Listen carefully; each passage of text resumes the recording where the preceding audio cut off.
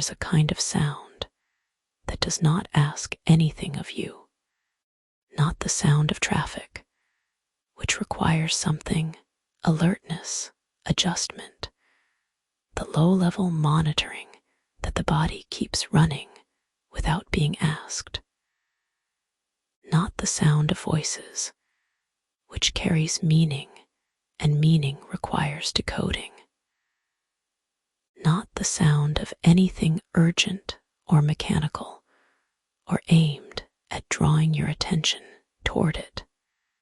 The sound, I mean, is older than any of those.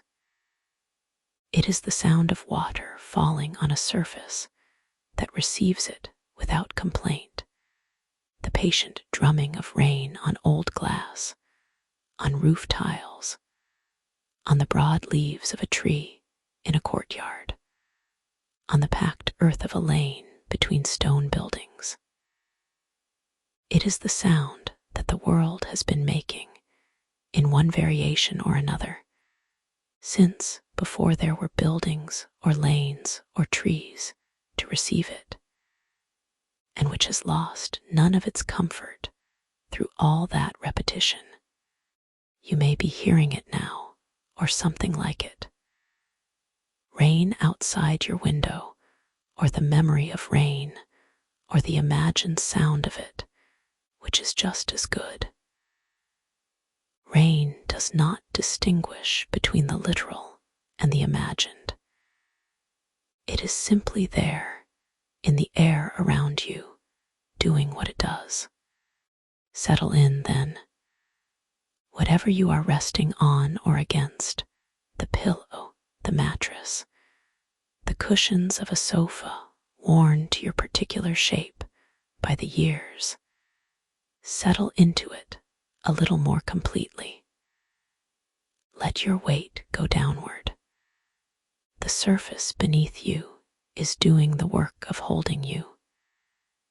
You can release the effort of holding yourself together just for now. Your shoulders have been up slightly all day. They usually are. Most people carry them a centimeter or two higher than they need to a habitual preparedness, a readiness for something that is not coming, not tonight. Let them fall to where they would go if there were nothing to be ready for. Your hands can be still. Your jaw can unclench. The small muscles around your eyes, which have been working since you opened them this morning, can rest. Breathe, and notice that breathing is something your body does without your management. You do not need to control it or improve it.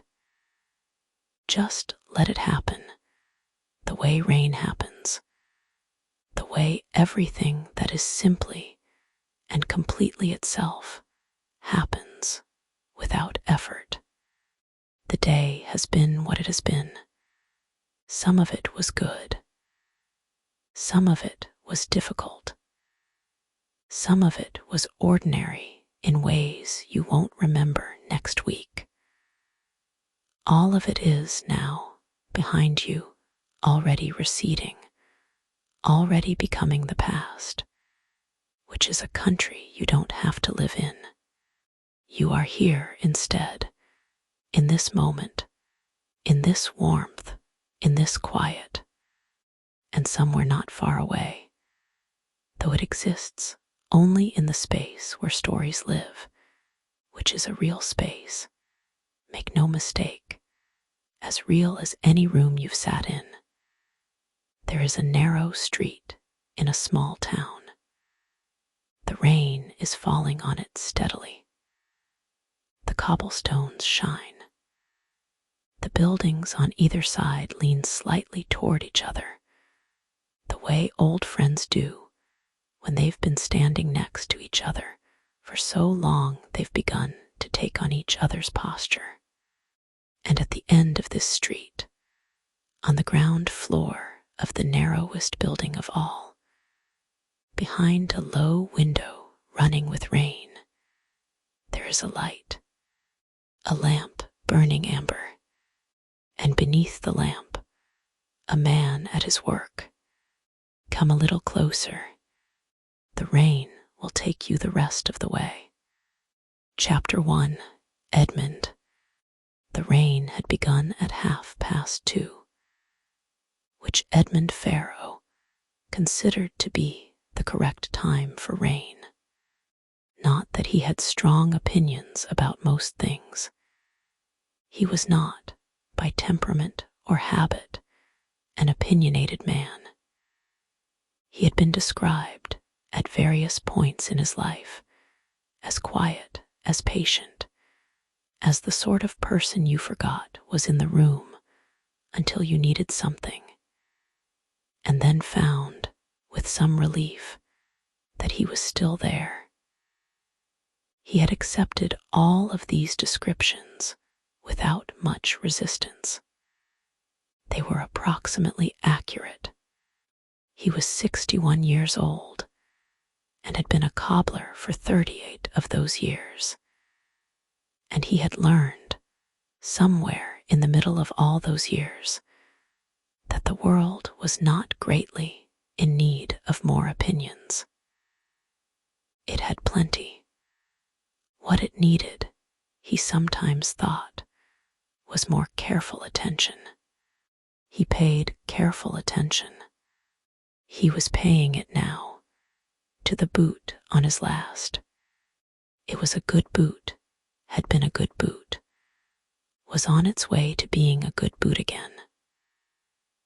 Black leather mid-calf, the kind that a person wore for years and brought in not because they wanted a new pair, but because this pair was right in some way that was beyond objective description.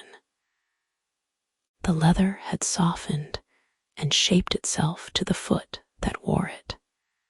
The sole had worn unevenly in the way of all soles, the specific pattern of where a record of how its owner moved through the world, more weight on the outer edge. The left heel particularly worn.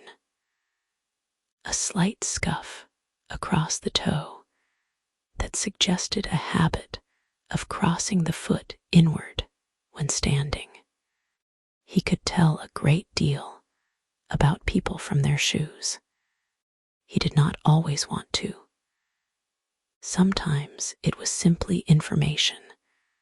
The way weather was information, useful to know, not requiring a response. But he noticed, always, the particular way a sole wore, the places where the leather had creased, and the places where it remained supple, the character of the stitching in the upper, and whether it had been made by a person who cared or a machine that did not. The shoe was an autobiography. It was not always a happy one. This boot, though. This one had been made well by someone who knew what they were doing, and it had been worn well by someone who valued it, and it had come to him now for the repair it needed, which was a new sole and a resoling of the welt, and some attention to the heel where the leather had begun to split. He would give it that attention. He would give it more than that.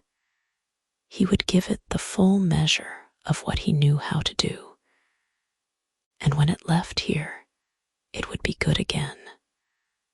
Not new, not pretending to be new, but good in the honest, durable way of something that has been properly cared for. He trimmed the old sole free with a knife that he had kept sharp for 20 years.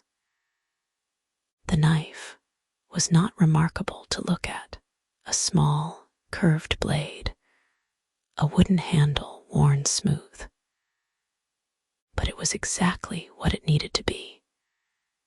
He trimmed carefully, following the line of the welt, feeling through the knife the quality of the glue beneath and adjusting the pressure accordingly. Outside, the rain came down on the lane. Inside, the lamp burned. Edmund Farrow worked and was content. Chapter 2. The Shop Itself. The shop had no formal name. There had been a sign above the door once. He had seen a photograph of it, taken sometime in the 1930s, when the previous cobbler had occupied the space. A man named Hartley, whose nephew had eventually tracked Edmund down to sell him the tools and the goodwill and the lease. The sign had read, simply, "Boots and shoes repaired." Honest and direct, in the manner of signs that were not trying to attract attention, but to inform people who were already looking. Edmund had not replaced it when the original rotted away. There was a painted doorstep, dark green, slightly chipped, and a window in which he had placed, some years ago, a single wooden shoe tree of the old-fashioned kind, the sort that expanded with a screw mechanism, and had seen enough decades to have turned the color of very old honey. People who knew what it meant knew what the shop was. People who didn't were not his particular customers. He liked this arrangement. The shop was small enough that if he stood in the center and stretched his arms, he could nearly touch both walls. Not quite, but nearly. The ceiling was low, original, as far as he could tell, from whatever the building had been before it was a shoemaker's shop. The beams that crossed it were old and dark, the kind of old that was past being merely aged and had become simply the natural state of the wood, the wood's resting color. There were hooks on one of the beams that suggested something had once been hung from it, tools or provisions, or something whose purpose had been forgotten along with the generation that knew it. The floorboards were uneven in the way of boards laid by hand over centuries, settling variously, developing character in the form of a slight squeak near the left wall that Edmund had long since absorbed into the background of the room's sound, that visitors remarked upon on their first visit, and then, on subsequent visits, noticed only by its absence if he ever had the boards attended to, which he had not. The door had a draught that no amount of weather stripping had fully resolved, so that in winter the air near the threshold was always slightly colder than the air by the workbench. He had lived with this discrepancy for so long that he no longer noticed it, except in the way that you notice things that have become part of the texture of a place you know well. A quality of the air, a particular creak from the second floorboard to the right of the door, the way the afternoon light came through the window at a low angle in November, and lit the leather on the shelves with a warm, sideways glow. The shelves themselves were the true geography of the shop, its organizing principle, the evidence of its character. The leather stock was on the right wall, arranged by type and thickness, sole leather in the lower shelves, where its weight could be managed easily, upper leather in the middle folded in pieces, smaller offcuts at eye level where he could reach them without bending. On the shelf behind the bench were the materials in active use: adhesives, thread in its wax skeins, finishing products, the small tins and bottles that were the immediate arsenal of the working day. And above these, the books, trade manuals, a few histories, technical references he consulted less often than he once had, but kept because they were part of the room's character, part of the evidence that this was a place where someone was trying to do the work properly and had been trying for a long time. The shelves were the first thing you saw when you came in. They lined the wall behind the workbench and half of the wall to the left, and they held boots and shoes in various stages of their relationship with Edmund. Some were waiting to be assessed. Some were in the middle of repair. Some were finished and waiting to be collected, each with a small paper ticket attached by a loop of thread, the ticket written in Edmund's precise, cramped handwriting. A name, a date, a brief description of the work done. He wrote these tickets with the care of someone who understood that a record was a form of respect, evidence that the thing in question had existed here, had been attended to, had been found worthy of care. The workbench itself was a long slab of wood, very old, scarred by decades of use in the way that only surfaces that have been genuinely worked upon are scarred. Not damaged exactly, marked. The marks were the record of the work, the pressure of the awl, the groove left by elasting pincers, the faint rainbow stains of leather dye applied and cleaned and applied again over many years. If you ran your hand along it, which visitors sometimes did, drawn by some instinct toward old wood, it felt like something alive, or at least like something that remembered being in the presence of a great deal of living. His tools were arranged along the back of the bench. The knives, the awls, the lasting pincers, the hammers of different weights and purposes, the sewing clamps, the edge iron, the burnishing wheel. He knew each one without looking. His hand went to what it needed without consultation. This was the fluency of long practice, not thinking about the instrument, but simply using it, the way a musician stops thinking about fingering and begins to think only about the music. The window faced the lane. The lane was not wide, and the building across it was close enough that in summer, when the windows on both sides stood open, you could hear conversations from the flat above the greengrocer's across the way. In November, with the windows shut and the rain on the glass, the lane existed at a mild remove, visible but not audible, a painting of itself in motion.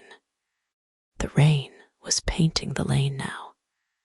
Edmund watched it for a moment, not thinking about it, just letting it be there in his peripheral awareness, the way a fire in a grate is there, present, warm, doing its thing, requiring nothing from you.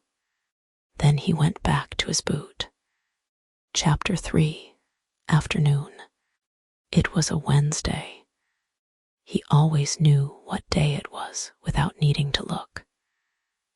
The week had a texture to it, a particular quality that he had become attuned to over decades of working the same rhythms. Monday was for the backlog, the pieces that had come in over the previous week and needed assessment, sorting, the initial work. Tuesday, he tended to do the heavier repairs, the resolings, the welt work, the structural interventions that required more time and more force. Wednesday was for the finer things, the stitching, the finishing, the work that rewarded patience over strength. He liked Wednesday. He was stitching the welt of the black boot now, working the curved needle through the channel he had opened with the awl, drawing the waxed thread through with a steady pull. The motion had a rhythm to it. Push the awl, open the channel, pass the needle, draw the thread, repeat.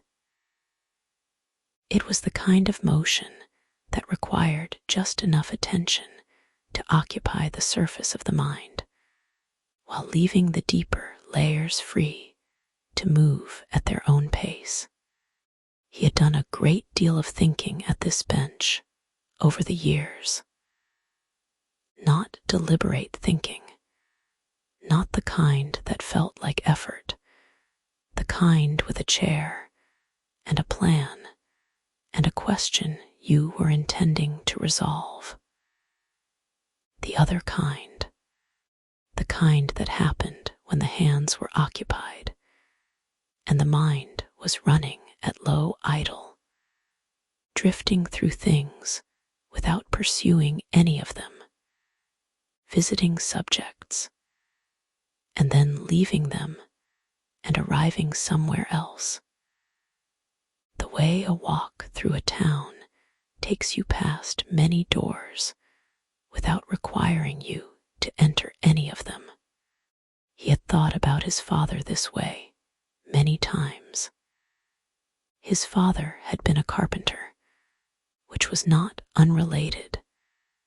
Both trades had to do with making and mending, with understanding materials and the ways they responded to work, with the satisfaction of an object that functioned properly. They had not talked much about these things while his father was alive. They had simply worked alongside each other, sometimes in the way that fathers and sons with compatible natures work alongside each other, saying little, sharing something that was not conversation, but was its own form of communication. He had thought about his daughter this way in more recent years. He had thought about many things. The thread was the right tension now. He could feel it, not too tight, not too loose, seated in the welt just as it should be. He moved the needle along. Outside, the rain intensified briefly, a heavier curtain of it against the window, and then settled back to its earlier rhythm, steady, soft, entirely itself. He listened to it as he worked. Chapter 4. The Lane in November.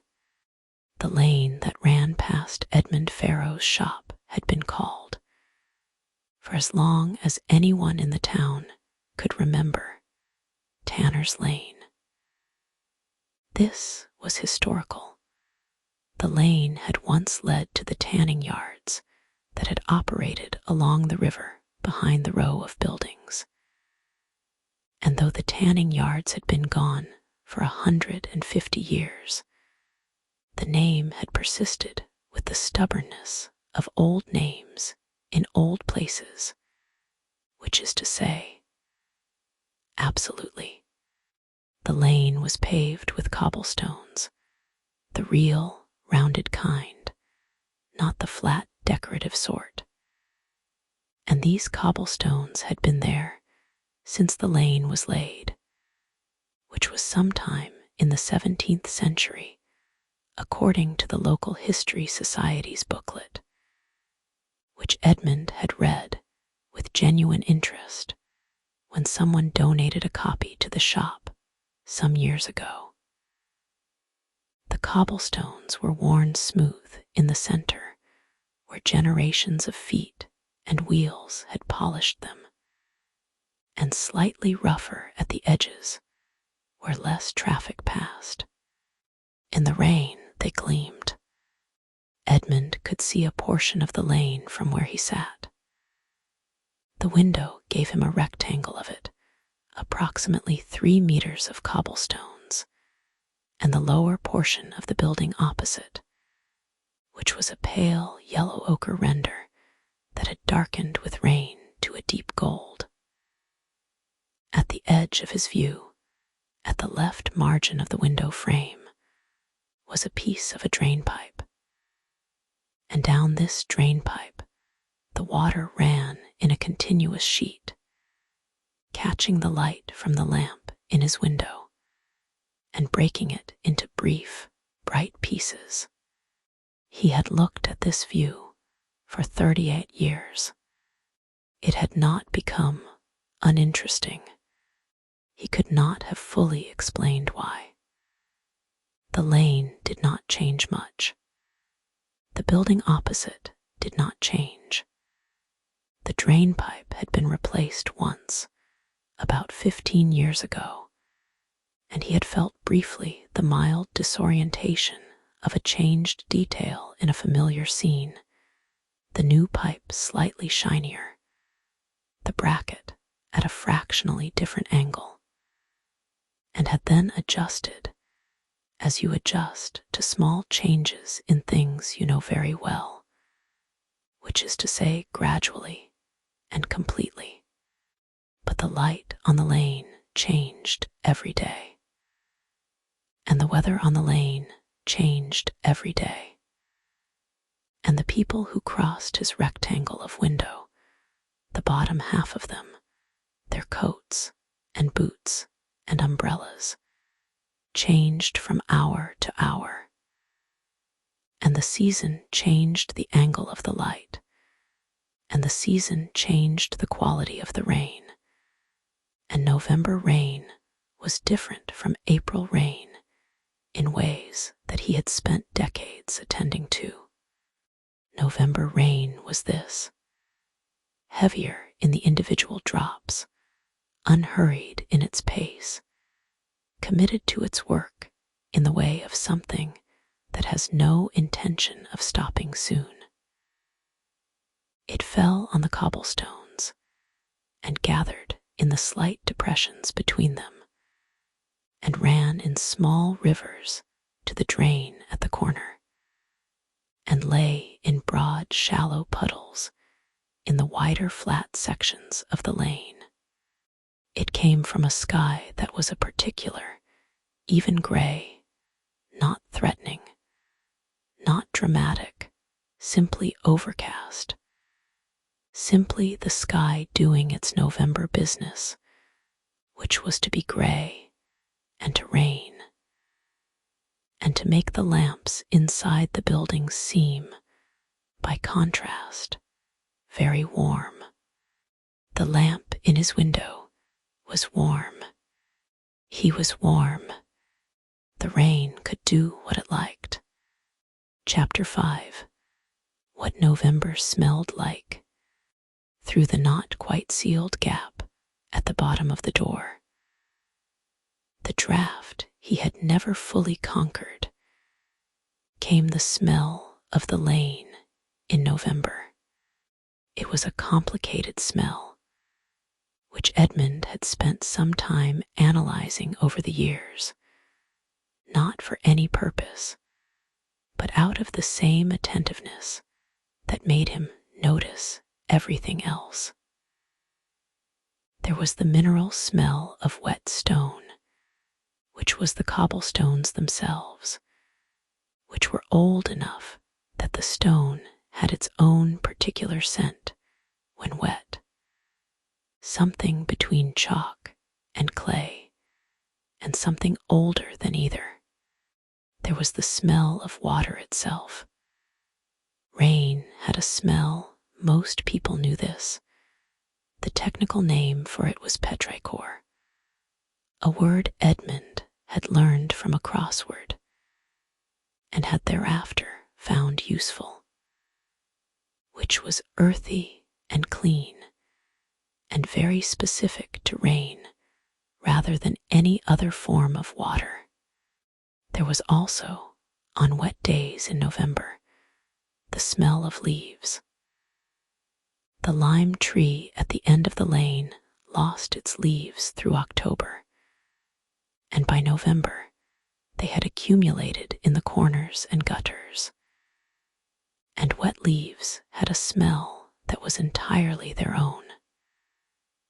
Rich, slightly sweet, slightly fermented, the smell of vegetable matter in the process of returning to the earth that had made it. Edmund found this smell not melancholy, but deeply familiar, associated as it was with November afternoons in the shop, the heater warming the room to something well above the gray outside, the lamp on, the work going well.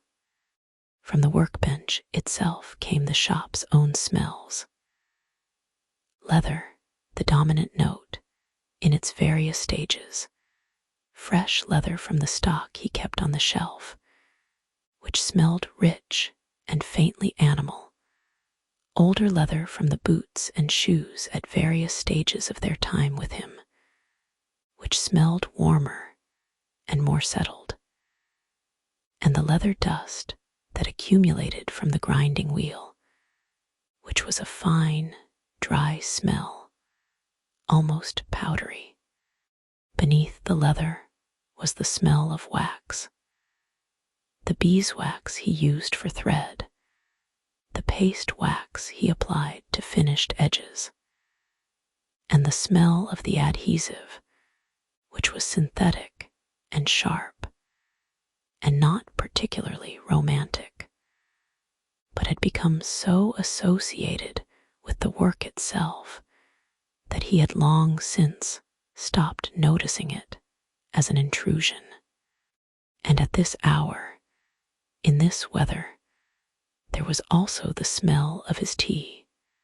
He had made a pot at 2:30 when the rain began, because this was what he always did when the rain began in the afternoon. Made tea, moved the lamp a fraction to the left to give himself better light, and settled into the finer work. The pot sat on the small electric ring he kept in the corner. He had tried, at various points, a proper kettle and a drip machine and other intermediaries, but had always returned to the pot, which kept the tea warm enough to be drinkable for the better part of 2 hours, and which required nothing of him except that he occasionally pour from it. The tea was a strong, plain black tea. He drank it from a mug that was large enough to hold what he wanted, and small enough to fit easily beside him on the bench. In the clear space to his left that was habitually kept clear for this purpose, he paused now and poured himself a cup. He held the mug in both hands for a moment, not because he needed the warmth, though the warmth was good, but because it was one of the things you did when you stopped briefly in the middle of work.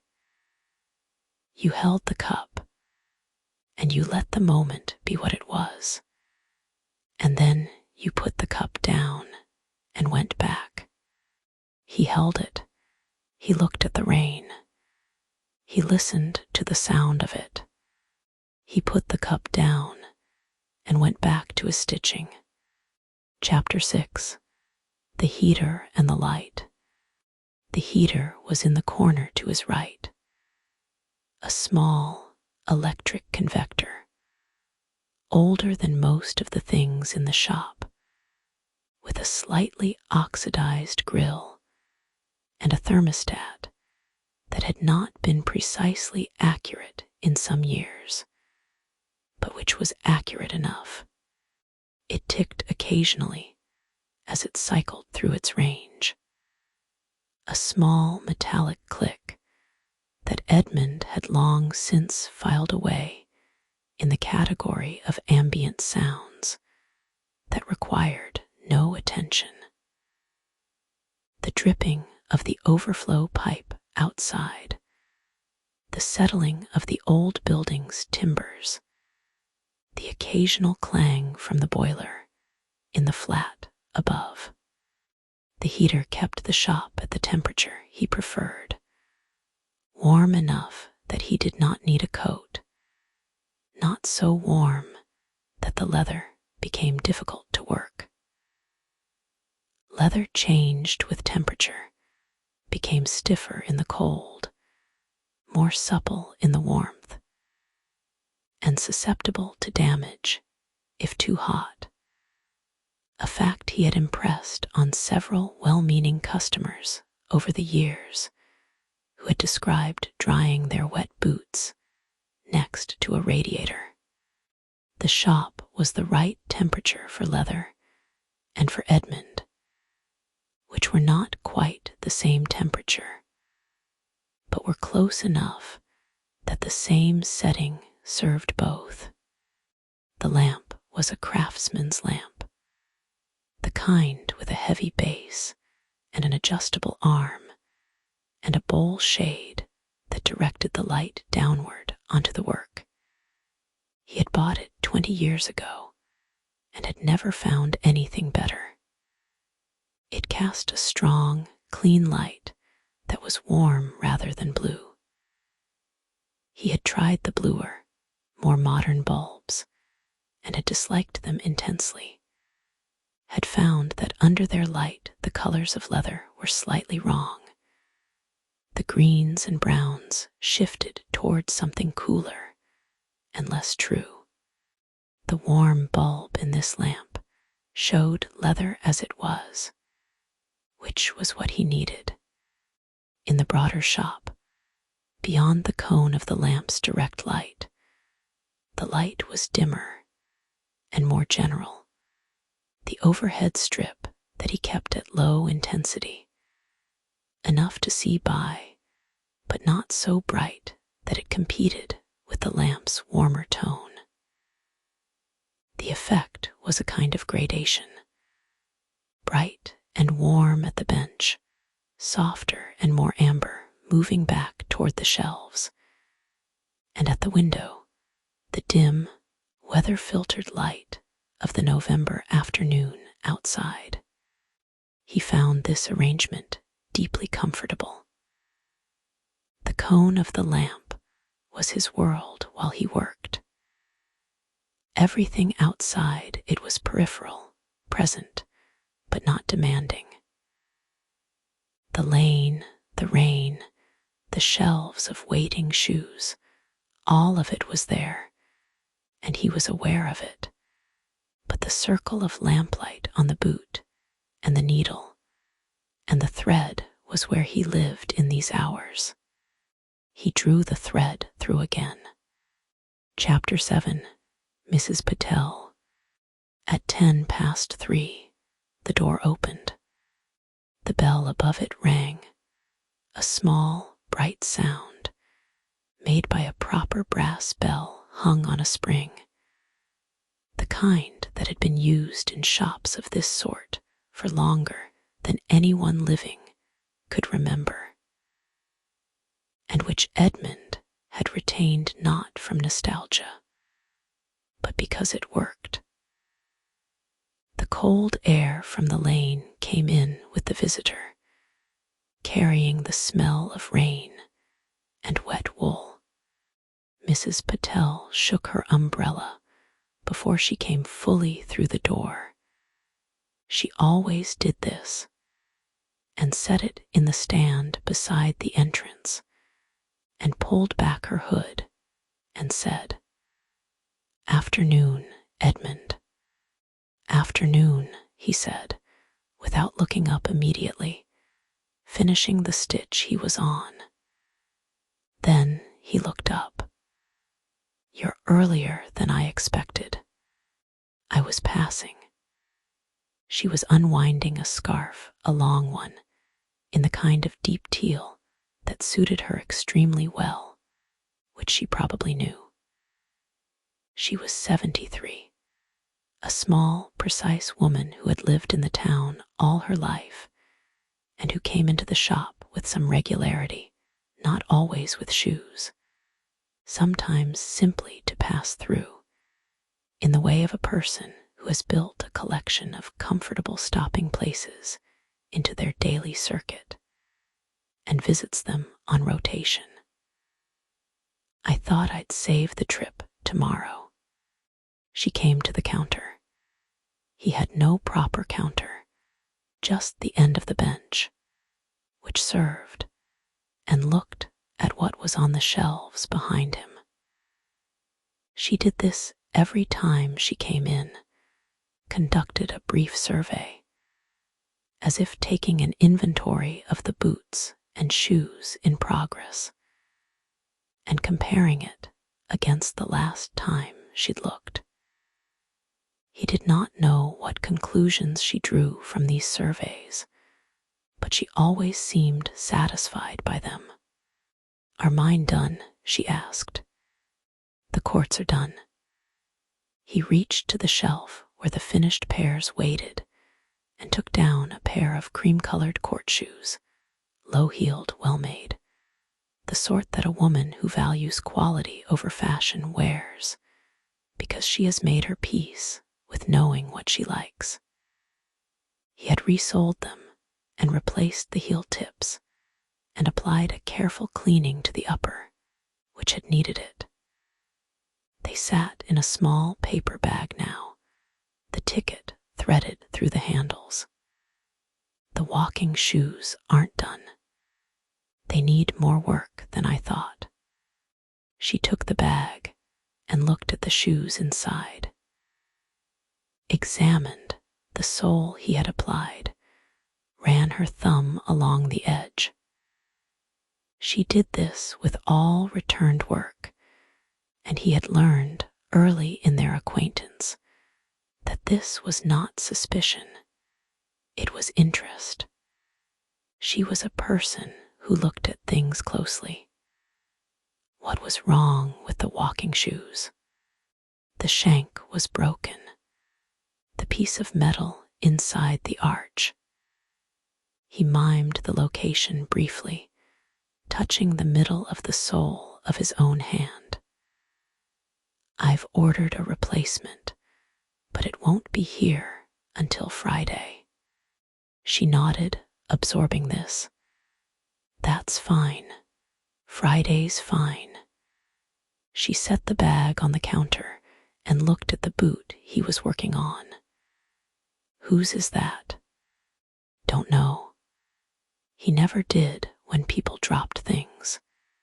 He had a policy.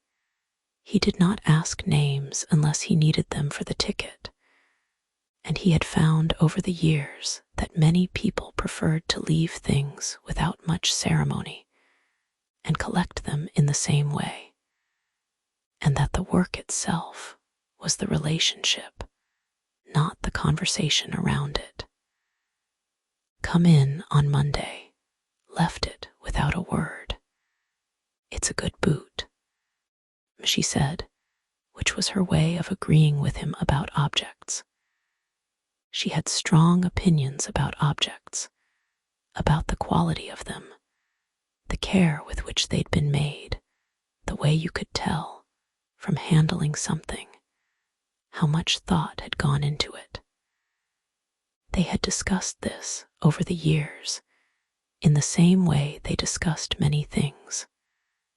Briefly, in passing, without conclusion, as part of the ongoing conversation that long acquaintance produces not by design, but by accumulation. She paid for the court shoes. He named a figure. She paid it. Neither of them haggled, which was not because she was not careful about money, but because they had long since arrived at a mutual understanding that his prices were fair. And she was not going to pretend otherwise. And she took her bag and her umbrella and went back into the rain. The bell rang once as she went out. The cold air filled the shop briefly, and then the door closed, and the warmth settled back, and Edmund went back to his stitching. Chapter 8. The Walk-in. 20 minutes after Mrs. Patel left, the bell rang again. The person who came in was not a regular. Edmund could tell this immediately. There was a quality to the way regulars entered, a certainty in the movement, a lack of the slight hesitation that comes from walking into an unfamiliar space and taking a moment to understand what it was and whether you were in the right place. This visitor hesitated, just slightly, at the threshold, taking in the shop with the assessing look of someone encountering it for the first time. A young man, perhaps 30, perhaps a little more. He wore a rain jacket that had been good once and was still functional, and he carried under his arm, not in a bag, but directly under his arm, a single boot. Just the one. Edmund waited, not rushing him. "Is this?" the young man began, looking at the lamp, and the bench, and the tools. "Do you fix shoes here?" "I do," Edmund said. He came further in, looked at the shelves, set his single boot on the end of the bench with the careful deliberateness of someone not entirely sure of the protocol. "I wasn't sure if it was worth fixing. My friend said to bring it. She said there was a cobbler on this lane." Edmund picked up the boot. It was a work boot, a heavy steel toe-capped thing, very worn, the kind of boot you wore on a building site or a farm or any work that required the foot to be protected from significant weight and impact. The leather was pale from exposure and road dust, and had been cared for inconsistently. There were patches where oil had been applied, and patches where it hadn't, giving the upper a mottled appearance that was not unattractive in the way of things that have been imperfectly loved. The sole was separating at the toe, the glue having given way, and the leather upturning in a flap that would collect water and grit with every step. The heel was worn almost flat on the outer edge. He turned it over, examined the welt, the stitching, the condition of the leather. "Where's the other one?" he asked. "At home. I wasn't sure if I brought just the one to see if it was worth it." Edmund understood this reasoning. It was not illogical, he supposed, if you had never had a pair of boots properly repaired and were uncertain about the custom. "Bring them both," he said. "I need both to get the heel right." He set the boot down. The sole I can fix. New welt stitching. The heel needs building up. That's more than a tip. It'll need a proper rebuild. And the leather needs conditioning properly, not what you've been doing to it. The young man looked slightly abashed. I've been putting dubbin on it. Is that wrong? Not wrong, just not enough. Bring the pair, I'll show you. There was a pause. The rain tapped on the glass.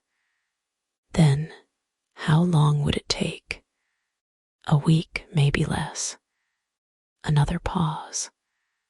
The young man looked at the boot, then at the shelf of waiting shoes, then at Edmund.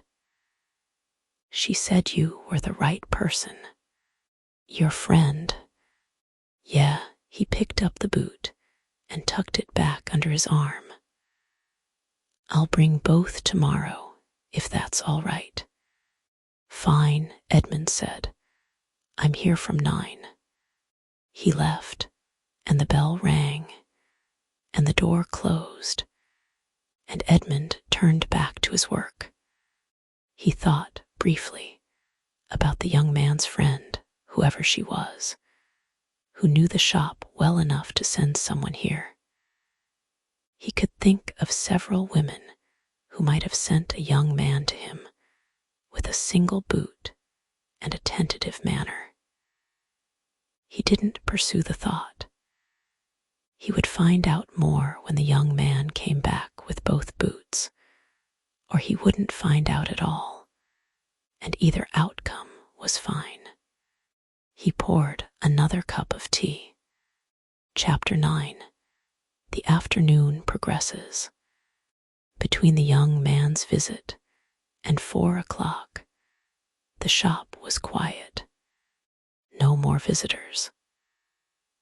The rain continued, varying in intensity, sometimes heavier, tapping the window with more force, sometimes lighter, barely audible, more a hiss than a tap, but never stopping, never giving any sign that it intended to stop soon.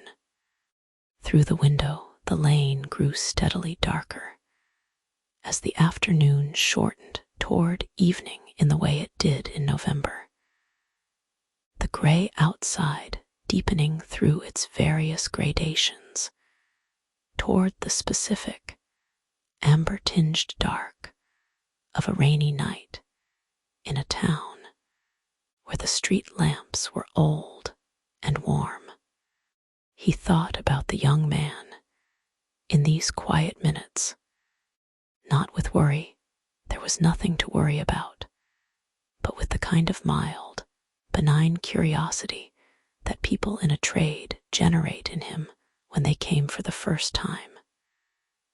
The young man had been genuinely uncertain and genuinely willing to learn, which was a combination Edmund respected. A lot of people who came in for the first time were uncertain, but did not admit it, which made the exchange more complex than it needed to be. Or they were certain, incorrectly, which was worse.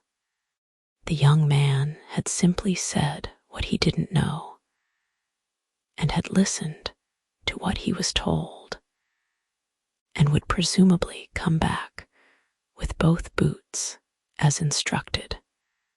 This was the beginning of the right relationship with a cobbler, Edmund thought, or with any tradesperson who knew their business. You came in not knowing, and you trusted the person who did know, and you took what they told you and applied it, and in time you acquired a small portion of their knowledge about this one specific thing, the care of this one kind of object, and carried it forward with you, and the object benefited, and you benefited, and the trade justified itself once more. He also thought, briefly, about the friend who had sent the young man here. He had regulars who sent people to him. This was his primary means of acquiring new customers, word of mouth, the specific and credible recommendation of a person who had brought their own things here and found the work good. He valued this system. It was not a system he had designed. It was simply the way a trade of this kind sustained itself, through trust conveyed person to person rather than through advertisement or promotion. It meant his customers were, on the whole, people who came predisposed to value what he offered, who arrived already convinced that the work was worth doing and worth paying for, who were not here for the cheapest possible option, but for the right one. He could not have asked for better. Edmund finished the welt, stitching on the black boot, and examined his work. It was good. The thread was even and well seated, the welt sitting correctly against the upper, the channel closed cleanly. He ran his thumbnail along the stitching, checking for any place where the tension was off, and found none. He set the boot aside and picked up the sole piece he had cut, a piece of leather sole, the right thickness and temper, cut from a hide he'd been working down for several weeks. He had chosen this piece with care. Leather sole had to be consistent in density and grain, had to be cut with the grain running in the right direction, had to be the right thickness to provide the proper ground contact without adding unnecessary weight. He beveled the edges with his knife, working around the circumference in small, careful strokes. The knife was sharp enough that it required almost no force, just guidance, the blade finding the angle he intended and following it. A dull knife required pressure, a sharp knife required attention.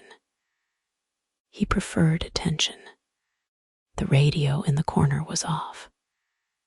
He sometimes turned it on in the mornings, to the local station that played a mixture of news and music and general talk, which he found acceptable company.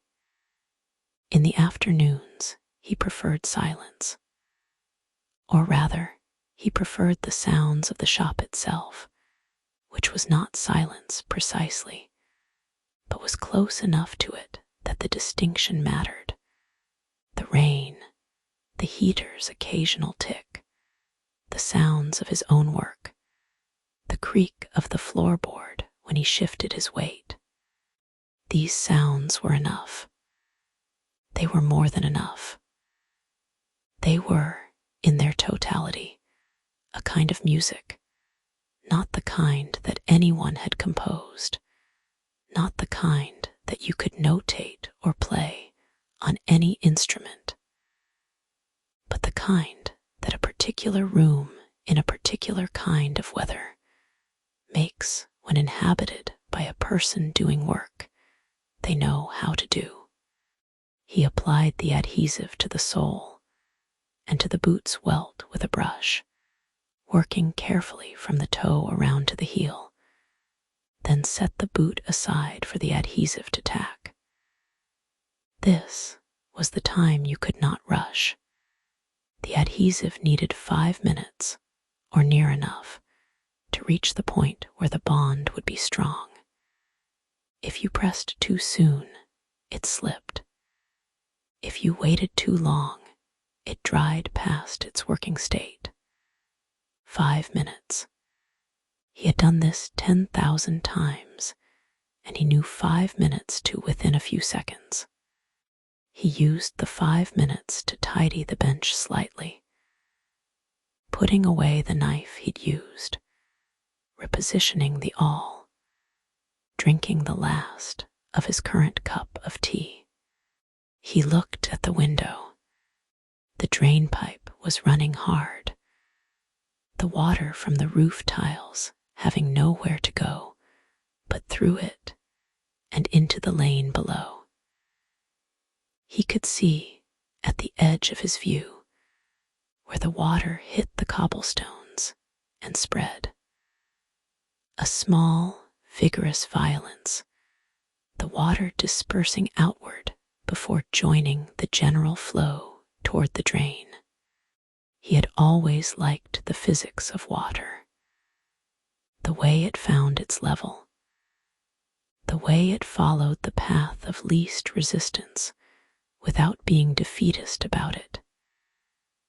Because the path of least resistance, when it came to water, was still getting where it was going.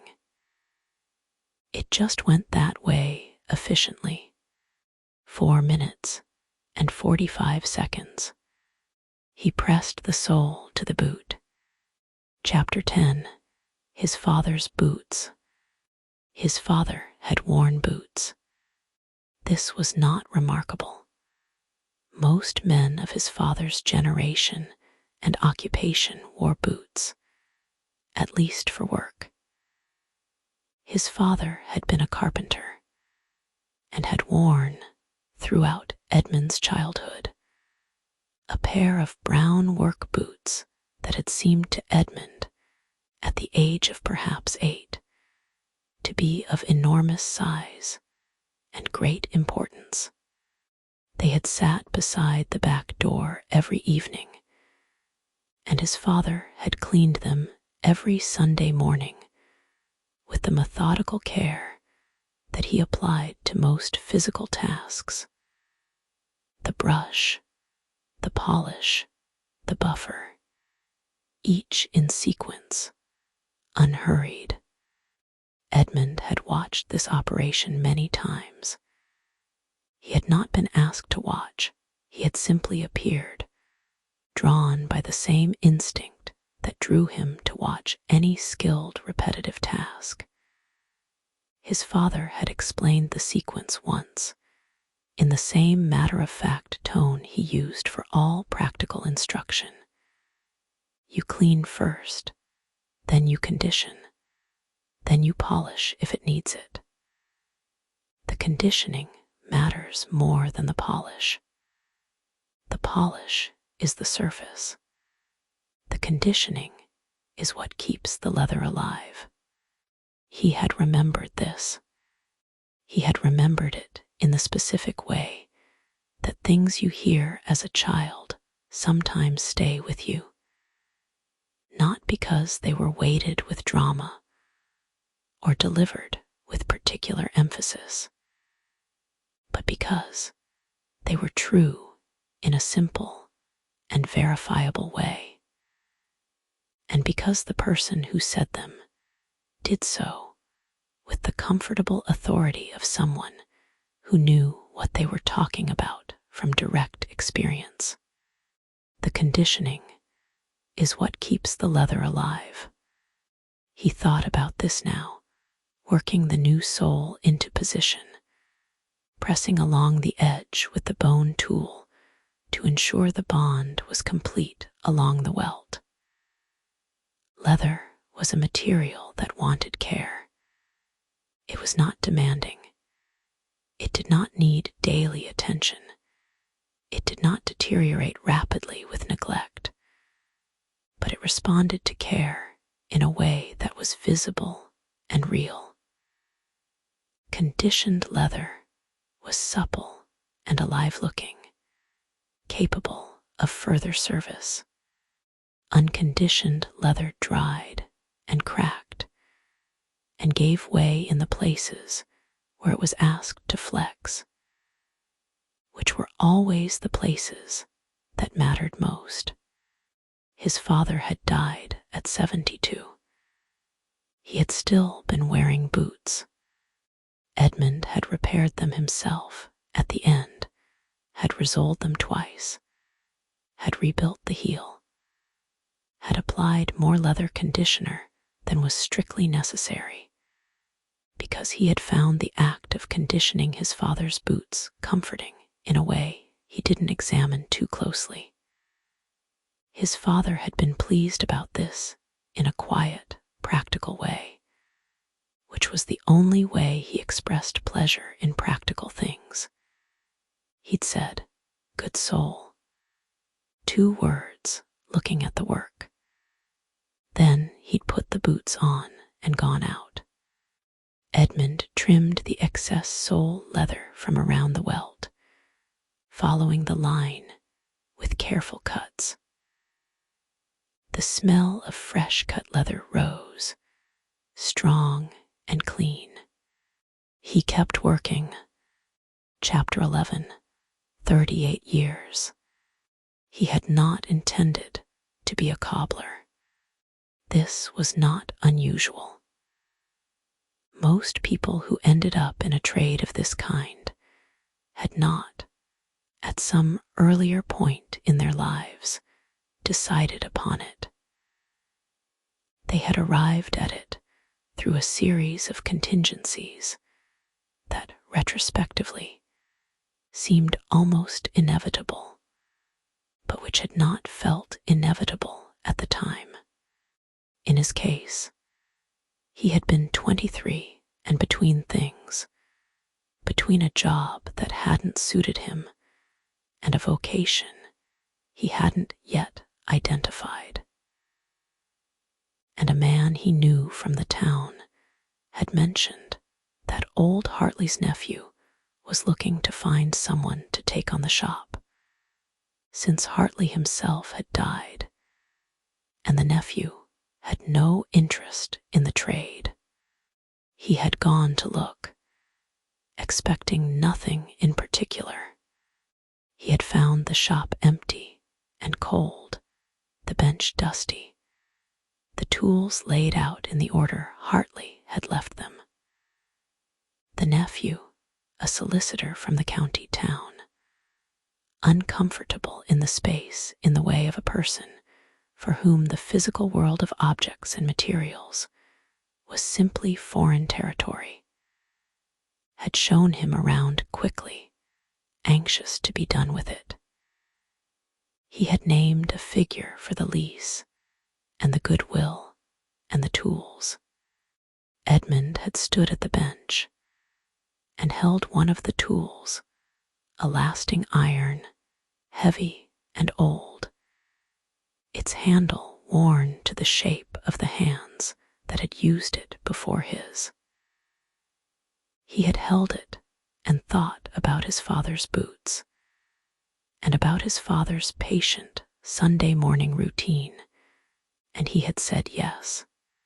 He had not known how to cobble at that point. He had spent the first 6 months learning, largely by doing, and by reading the old trade manual he'd found in the cabinet beneath the bench, and by the trial and error process that is, in the end, how most things that matter are learned. He had ruined some work in those early months, had applied adhesive incorrectly, had cut a sole too narrow, had over-polished a pair of court shoes until the leather lost its texture. He had learned from each mistake with the methodical patience that he was only beginning, at 23. To understand was his particular way of approaching difficulty. By the end of the first year, he had been competent. By the end of the 5th year, he had been good. Now, at 61, after 38 years, he was what he was. A man who knew his trade completely, who worked with the ease that only long mastery produces, who could look at a shoe and understand it the way a doctor understands a patient, not just the presenting problem, but the history, the use, the likely future if properly tended. He did not think of this as exceptional. It was simply what happened if you did one thing carefully for long enough. There was a particular quality to this kind of knowledge that he had tried over the years to explain to people and had never quite managed. It was not confidence exactly, though it produced something that looked like confidence from the outside. It was more like the absence of uncertainty in certain domains, the specific domain of the bench and the leather and the tools. When he picked up a boot and assessed its needs, there was no moment of not knowing. The knowledge was simply there, the way the sense of balance is simply there when you step onto a bicycle. Not retrieved from somewhere, not calculated, just present, reliable. The accumulated deposit of 10,000 similar assessments. This was what 38 years of careful attention bought you. Not expertise in the formal sense, not credentials or certificates or recognition from any external authority. Just the deep, settled knowledge of one specific thing, available when needed, requiring no effort to access. He found this, when he thought about it, quietly extraordinary, that a person could arrive at a state of such reliable fluency through the patient application of time and attention, that the knowledge, once accumulated, did not go away. He trimmed the welt edge with the edge iron, heating it briefly on the small flame of the gas ring he kept beside the bench for this purpose, then running it along the leather in a smooth, continuous stroke that sealed the edge and gave it the slightly burnished finish that was the mark of properly finished soul work. The heat rose briefly as the iron contacted the leather, a small, dry warmth that was one of the small physical pleasures of the work. The brief warmth from the iron, the smell of the heated wax on the edge, the way the leather darkened slightly and then settled to its finished color as the iron moved on. He examined the result. Good, very good, actually. He set the boot down and picked up the other one, the left, which he had been resoling more straightforwardly, the leather in better condition, the heel repair less complex. The rain tapped steadily on the window. He worked on. Chapter 12, The Pair.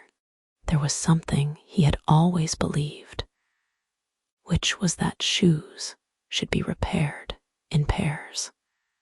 This was practical, partly. If one sole wore to a certain point, the other was not far behind, and resoling one while leaving the other was just postponing the work, and meanwhile guaranteeing an imbalance underfoot that was not good for the gait or the shoe. But it was also something else, something harder to articulate, having to do with the nature of a pair. A pair of shoes was a single thing in the way that most pairs were single things. The two halves made sense only in relation to each other. They wore together, they aged together, they were stored together and worn together, and they recorded together the specific story of the particular human being who wore them. The right shoe remembered its side of the body, the left shoe knew its. They had not been on opposite feet since they left the last. The wooden form used to shape them in the factory or the workshop where they were made. But they belonged together in the way of things that have shared a purpose and a history. He repaired them together for this reason when he could. He liked to finish the left and the right on the same day if possible, to set them side by side when the work was done, to let them dry and cure together in the arrangement they were meant for. The black boots on his bench tonight were a pair. They had been brought in together by whoever the silent Monday customer was, and he intended to have them done by the end of the afternoon. The left boot was going well. The resoling was simpler than the right, which had had the more complex heel situation, and he was moving through it with the brisk fluency of work going as expected. Outside, the light continued to dim. He could see this in the rectangle of window. The gray outside deepening toward the amber gray of early evening in a rain-wet town. The street lamp at the end of the lane having flickered on at some point, its light mixing with the rain to produce a kind of haze that was soft and old-fashioned, the kind of light that painters had always loved for its quality of diffusion, for the way it made hard edges gentle. He trimmed the left sole, applied the edge iron, set the boot beside its partner. He looked at the pair of them together. Yes, that was right. Chapter 13. George. George Hadley came in at 4:30, as he did every Wednesday, not with shoes, but with himself, which was what he always brought, since he was retired and had few errands to run, and had organized his week around a collection of regular visits to places that he liked, of which Edmund's shop was one. He was 78, tall and slightly stooped in the way of tall men who have spent many years accommodating doorways, with a large face that had the look of having weathered many things without losing its fundamental good humor. He sat in the chair that Edmund kept in the corner, a wooden chair with arms and a faded cushion that had been there as long as Edmund had been here, and he settled into it with the satisfied finality of a person taking their preferred seat.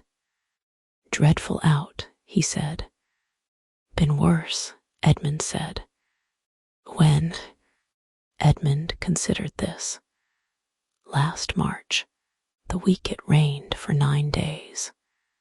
George conceded this with a nod. He was wearing his overcoat, which he left on, and his hat, which he held on his knee. He looked at the black boots on the bench.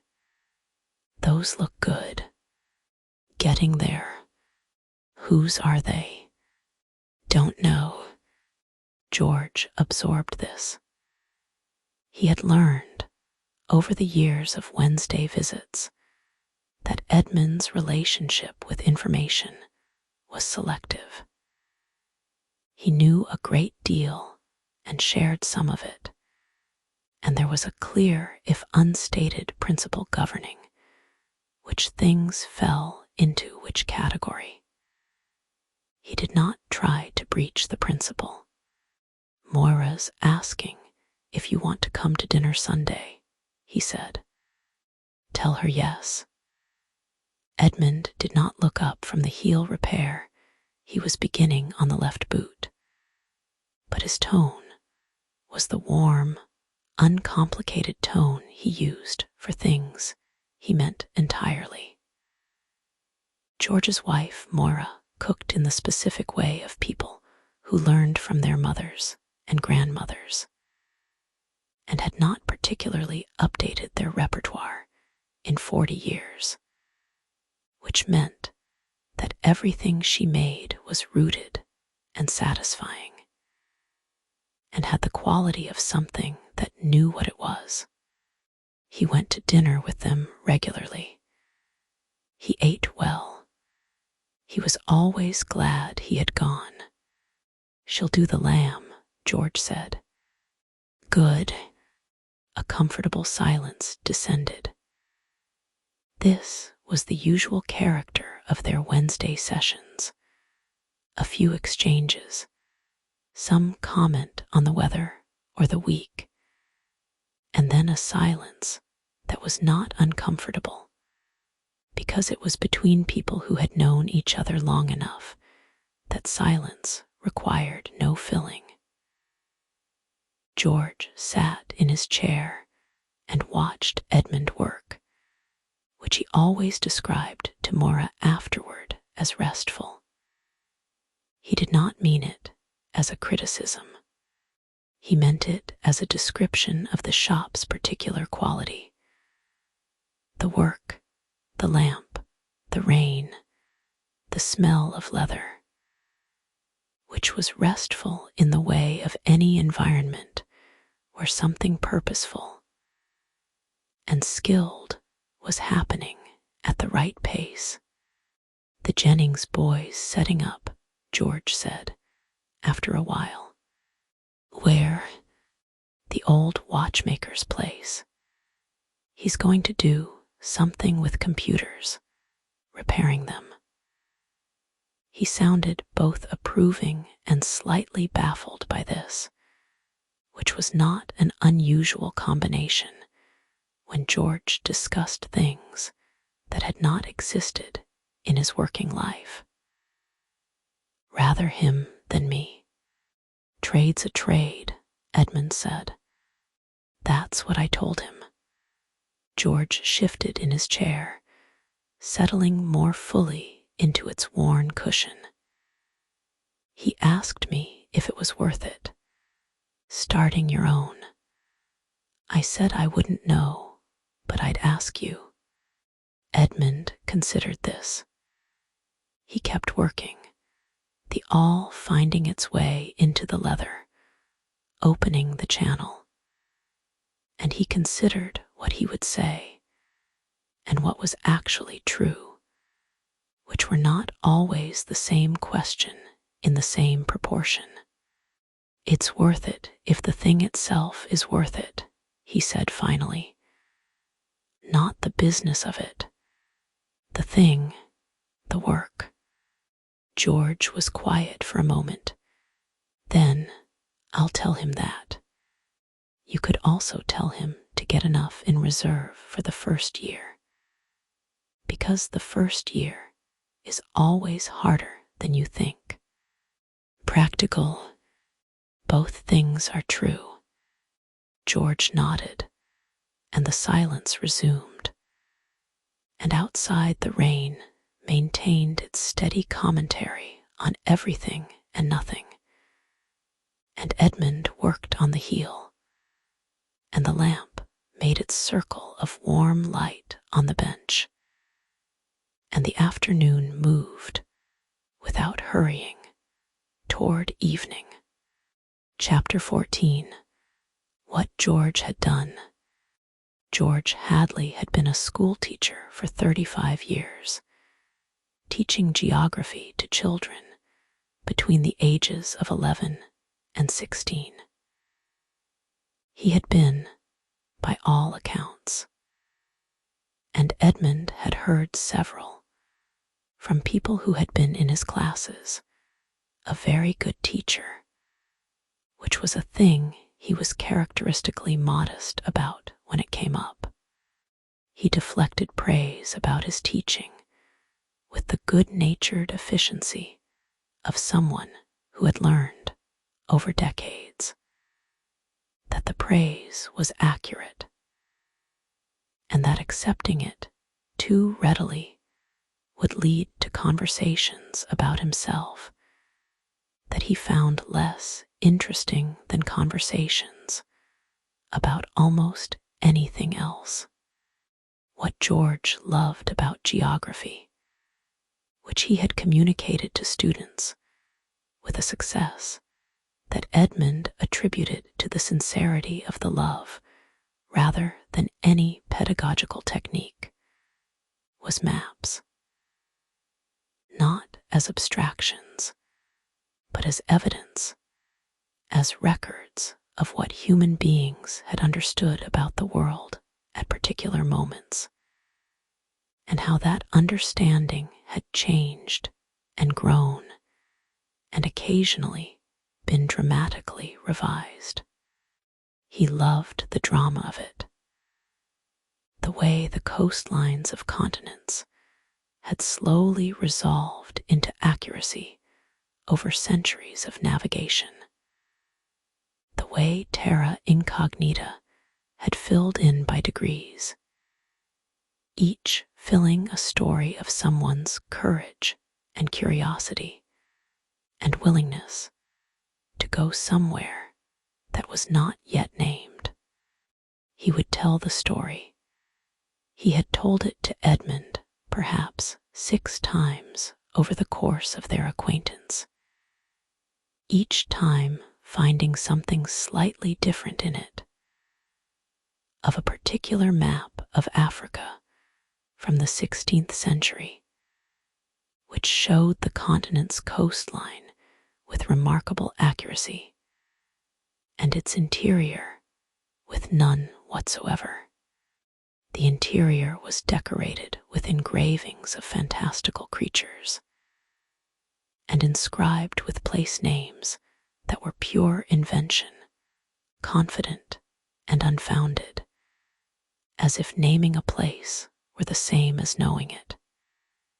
He found this both moving and instructive, the honesty of the coastline, mapped by people who had sailed it, and the imagination of the interior, mapped by people who had not gone there, but who could not bear the blankness and had filled it with something, even if that something was wrong. There is more courage, he had said once to Edmund, in admitting you don't know than in inventing something to put in the space. But there is also something admirable in the impulse to fill the blank. It's the same impulse that makes people write books and tell stories. We cannot tolerate the unmapped.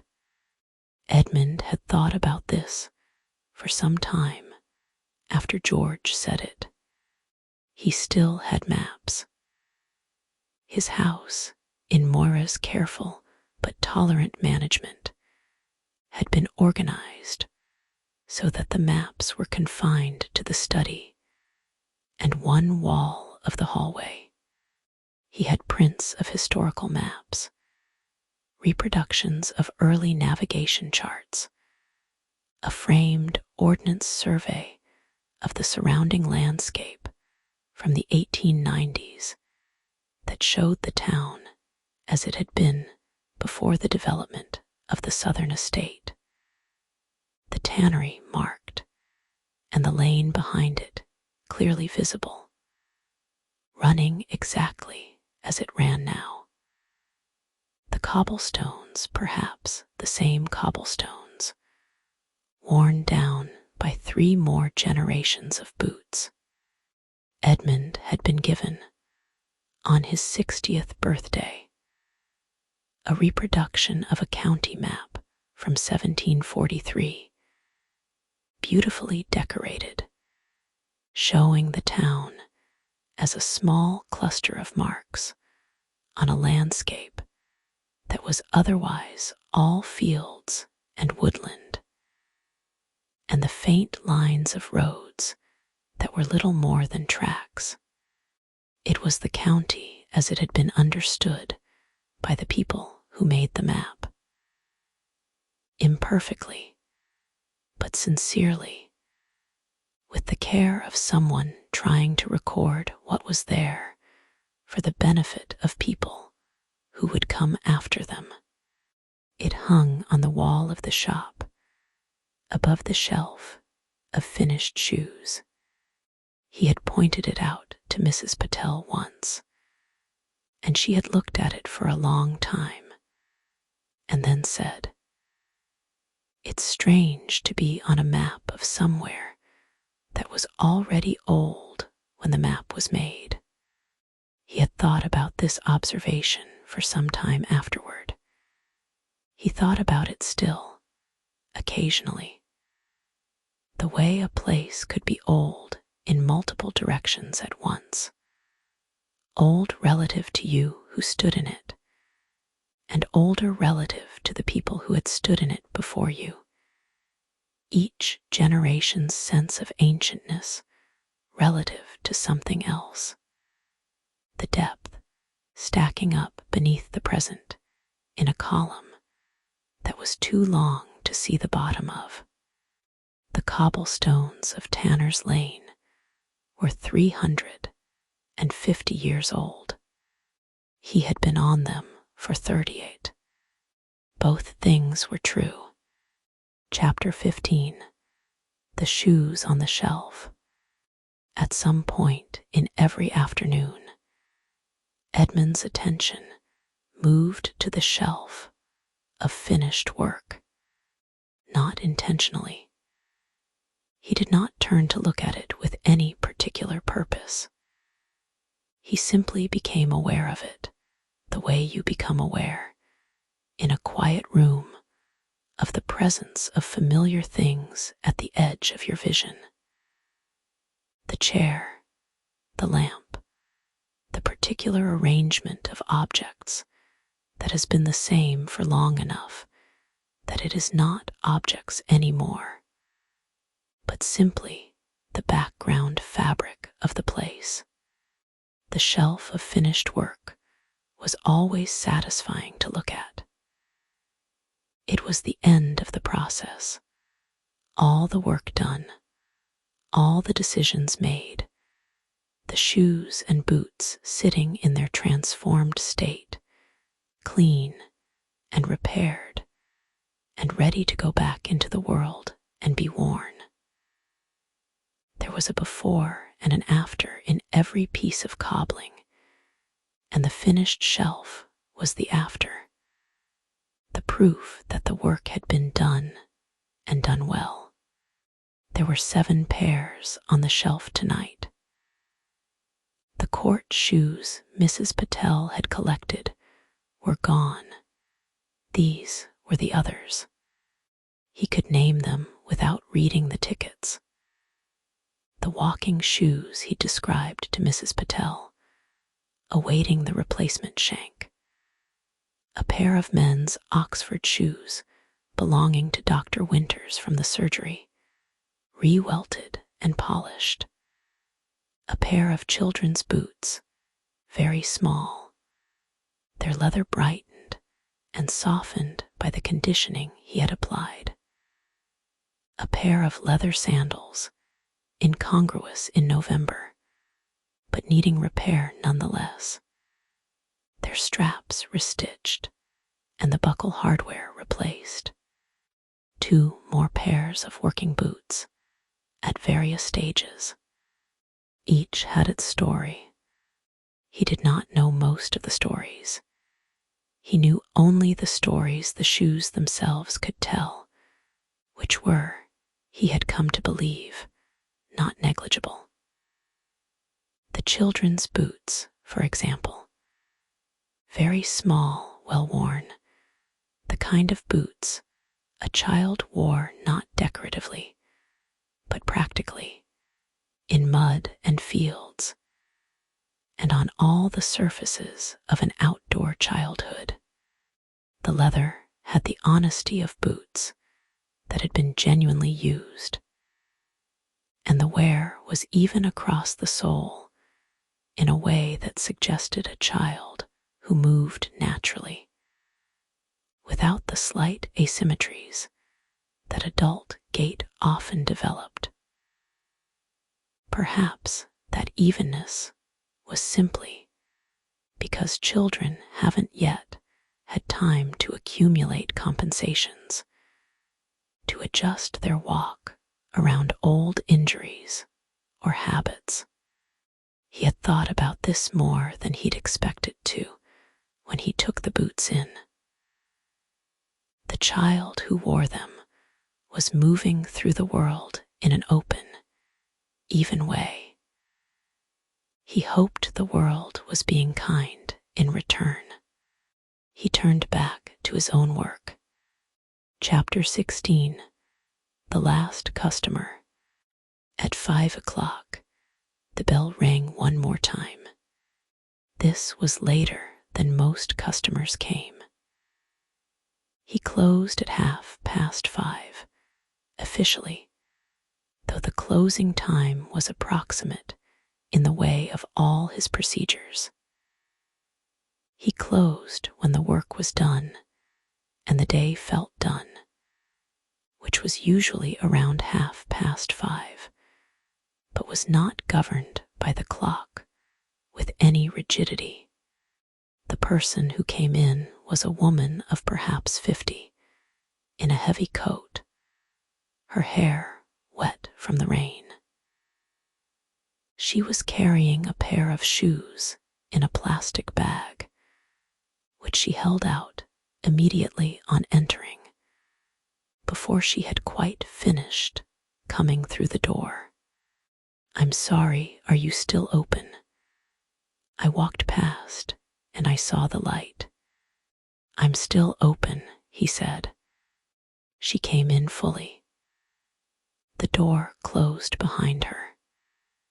She set the bag on the counter and opened it, and took out a pair of shoes that were very clearly dress shoes, heeled, dark red, the kind worn to occasions, and which had suffered some damage at the toe of the left shoe.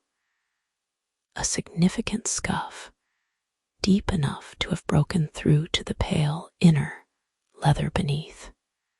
She looked slightly distressed by this. Not disproportionately. She was not, he judged, a person who was generally distressed by material things, but this particular damage meant something. He took the shoe and examined it. "These are good shoes," he said. "My mother's," she said. "I borrowed them for a wedding. There was a step. I caught it on a step." She paused.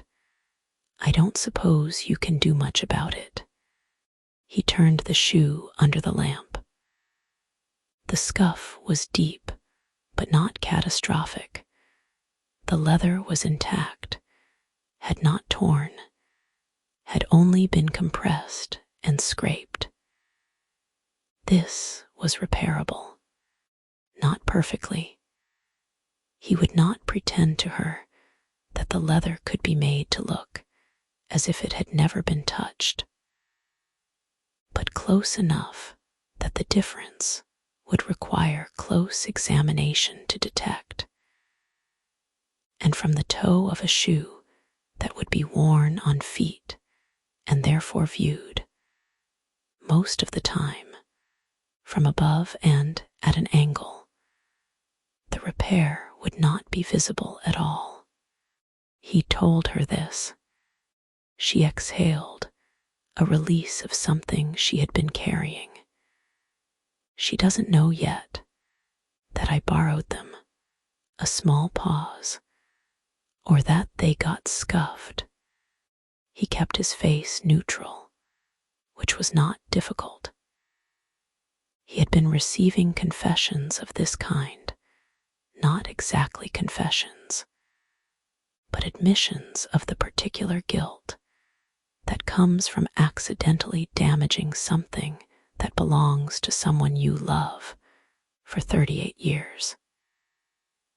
He handled them the way he handled everything, with attention, without judgment, moving to the practical. I'll need a few days. I'll work the leather back and dye it and condition it. If she doesn't know what she's looking at, she probably won't see it. She's very particular about her shoes. Then she'll see it from close up. But I'll do what I can. The woman nodded. She gave her name and her number for the ticket. She said, "Thank you, really. Thank you." She left, and the bell rang. And he turned the dark red shoe under the lamp and looked at the damage carefully, making his plan. The rain was still going outside. He wrapped the shoe carefully and wrote the ticket and set it on the shelf beside its companion and made a note in the small book he kept beside the bench. Dark red-heeled shoes. Left shoe scuffed badly at toe. Repair and dye. Handle with care. He underlined the last 3 words. Not a reminder to himself. He was always careful, but a recognition that the shoes warranted more than ordinary care. They were borrowed. They were a mother's. They had a story that was larger than the shoes themselves, as things often did. Chapter 17. After 5.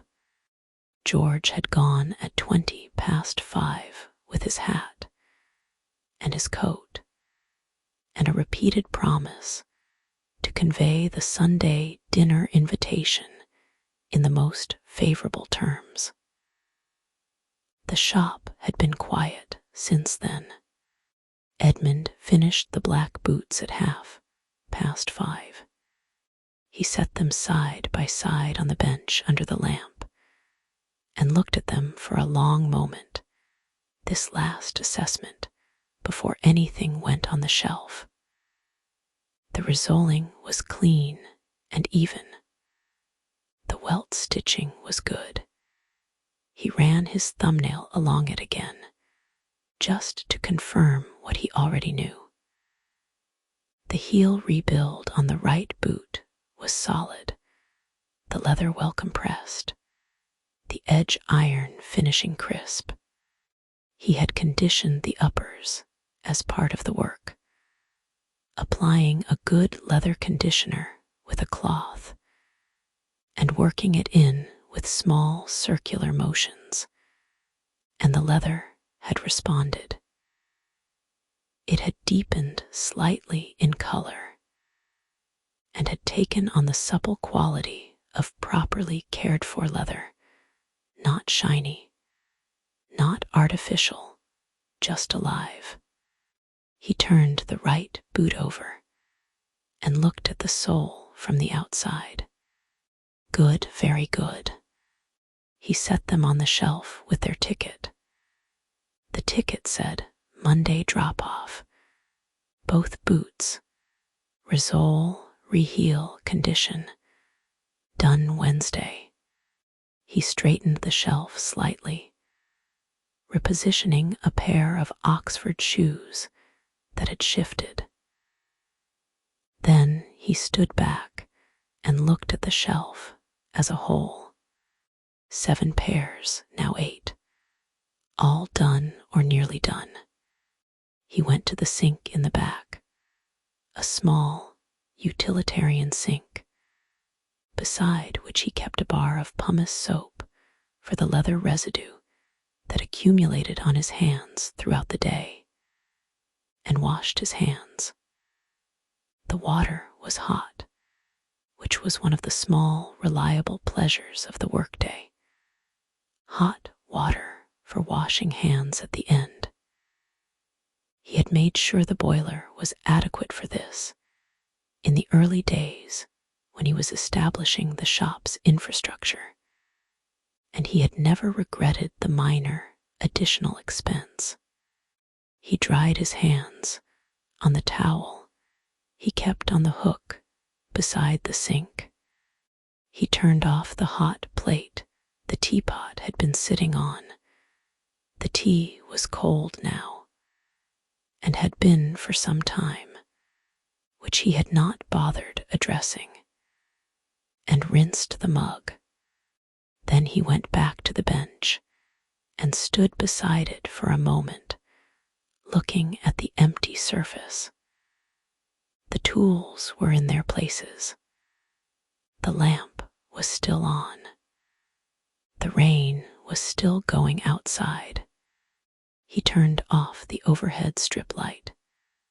In the lamp's remaining circle of warmth, the shop gathered itself into the evening. The shelves of shoes, the tools on their hooks, the map on the wall, the county in 1743, the town a cluster of marks on a landscape that had had no idea what was coming. He turned off the lamp. Chapter 18, The Walk Home.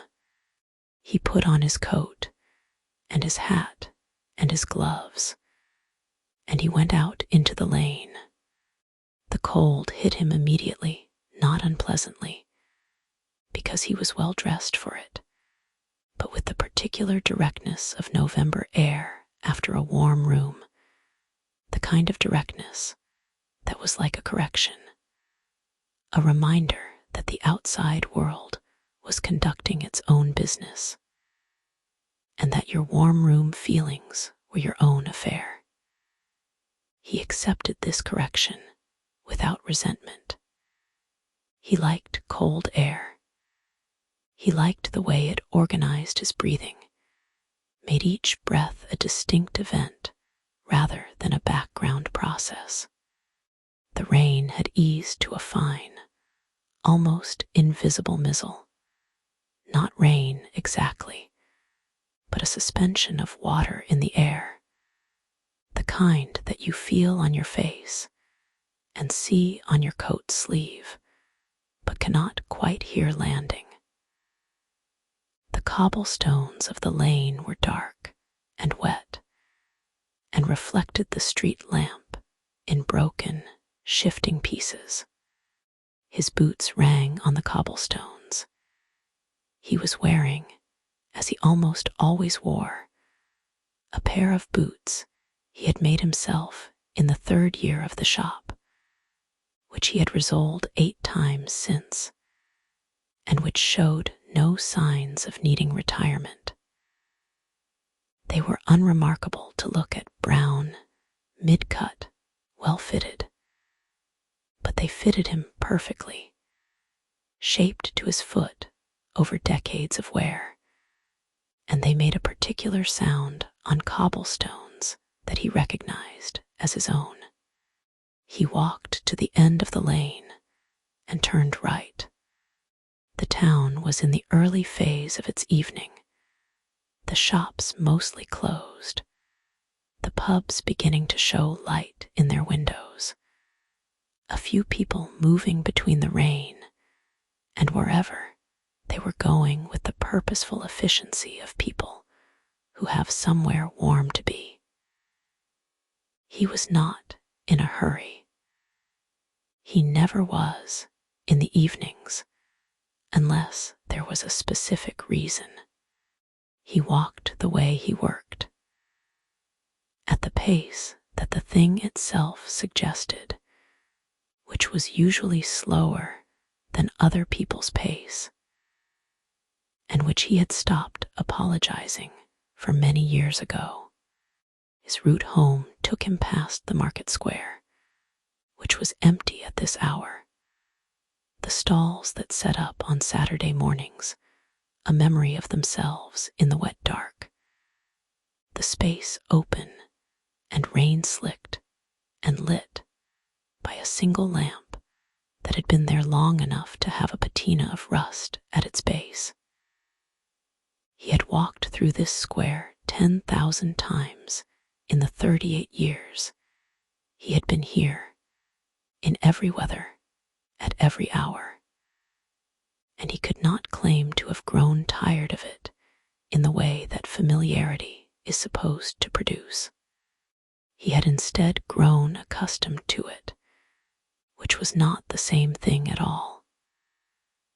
Accustomed meant that he noticed what was different, the new marks on the cobblestones from where a van had scraped, a repair to the paving near the lamp, the seasonal appearance and disappearance of the Christmas lights in November and December, against the background of what was always the same. Familiarity made the changes visible. It did not make the place less. He crossed the square. Chapter 19, The Flat. He lived, and had lived for all 38 years, in the flat above the ironmonger's on Mill Street, which was 2 streets behind the lane, and which could be reached in 4 minutes from the shop on a dry evening, and 6 minutes in rain, the difference being the pace he chose to walk rather than any physical obstacle. The flat was on the 2nd floor, and was larger than it looked from the outside, having been extended at the back at some point in the 1970s to include a kitchen that was more generous than the original floor plan would have permitted. He had always been grateful for this extension. He cooked, and he cooked in a way that required space, not space in the sense of elaborate equipment or many preparation areas, but space in the sense of being able to move around a kitchen without feeling hemmed in, which was a different thing, and which, for him, was necessary. He unlocked the door at the bottom of the stairs and climbed to the flat. The flat was warm. He had a timer on the central heating that brought it on at 4:30 in the afternoons, knowing that he would be home sometime after 5:30, so that by the time he arrived the rooms were at the temperature he preferred. Not hot, not the shocking warmth of a heated room entered from the cold, but a settled, even, dry warmth that was simply the absence of cold. He took off his coat and hat and gloves and hung them in the hallway, which was narrow, with a wooden peg rack that held always the coat of the season and the gloves of the season and the hat he wore in the cold months, and in summer was almost bare, holding only a light jacket, and improbably and permanently an umbrella he had owned for 15 years, and which he carried rarely, but always thought he might need. He went to the kitchen. Chapter 20, Making Dinner. He cooked the same way he worked, with his full attention, without hurry, responsive to the material, rather than imposing a predetermined outcome upon it. Tonight was soup, which was his November default, not from laziness, but from genuine preference. Soup in November was right in the way that cold water was right in summer. The correctness of it, not a matter of nutrition, or convenience, but of season and temperature, and the particular feeling of warmth from the inside that cold weather created a need for. He made soup from whatever was appropriate. Tonight he had a leek and potato that he had been intending since Monday. A simple soup, one that rewarded the quality of its ingredients and the patience of its cooking more than any technical expertise. He cut the leeks slowly, cleaning them carefully, the sand that accumulates in their layers resistant, but not impossible, the rinsing patient, and set them in the pot with butter, low heat, the slow softening that took 20 minutes and could not be rushed without losing something of the flavor. He had tried rushing it once, early in his cooking life, had learned what the soup tasted like when the leeks had been heated quickly rather than softened slowly. And the lesson had stayed with him the way lessons learned through direct experience always stayed. Not as a rule, but as a knowledge in the hands, the knowledge of what was gained by waiting. While the leeks softened, he stood at the counter with a glass of water and looked out the kitchen window. The back of the building opposite was visible brick, Victorian, with a drain pipe running down it that dripped in a specific rhythm when it rained. A rhythm he had memorized without intending to over many evenings of standing at this window. Tonight it was not raining, and the drain pipe was still, and the view was simply brick and dark sky, and a rectangle of lit window in the building opposite through which, at an angle, he could see the edge of a bookshelf. He peeled the potatoes while the leeks softened, cutting them into rough pieces, adding them to the pot with stock when the leeks had gone translucent and collapsed into something tender and fragrant. The kitchen filled with the smell of cooking leeks, which was one of the smells he associated most strongly with autumn and winter evenings. The smell of something ordinary being attended to with care. The smell of the domestic world being taken seriously. He had cooked in this kitchen for 38 years, and its smells were his smells, the accumulated evidence of his cooking life. The dried herbs on the rack above the stove, the particular smell of the cast iron pan he had owned for 20 years, the cold mineral smell that came through the window crack in cold weather, the warm smell of the hob when it was on. He stood at the stove while the soup came to a simmer, and he thought about the black boots. He thought about the careful repair, the stitching he had been pleased with, the clean sole. He thought about who might have left them, the silent Monday customer, whoever that was. He thought about what it meant to bring a pair of boots for repair rather than throwing them away.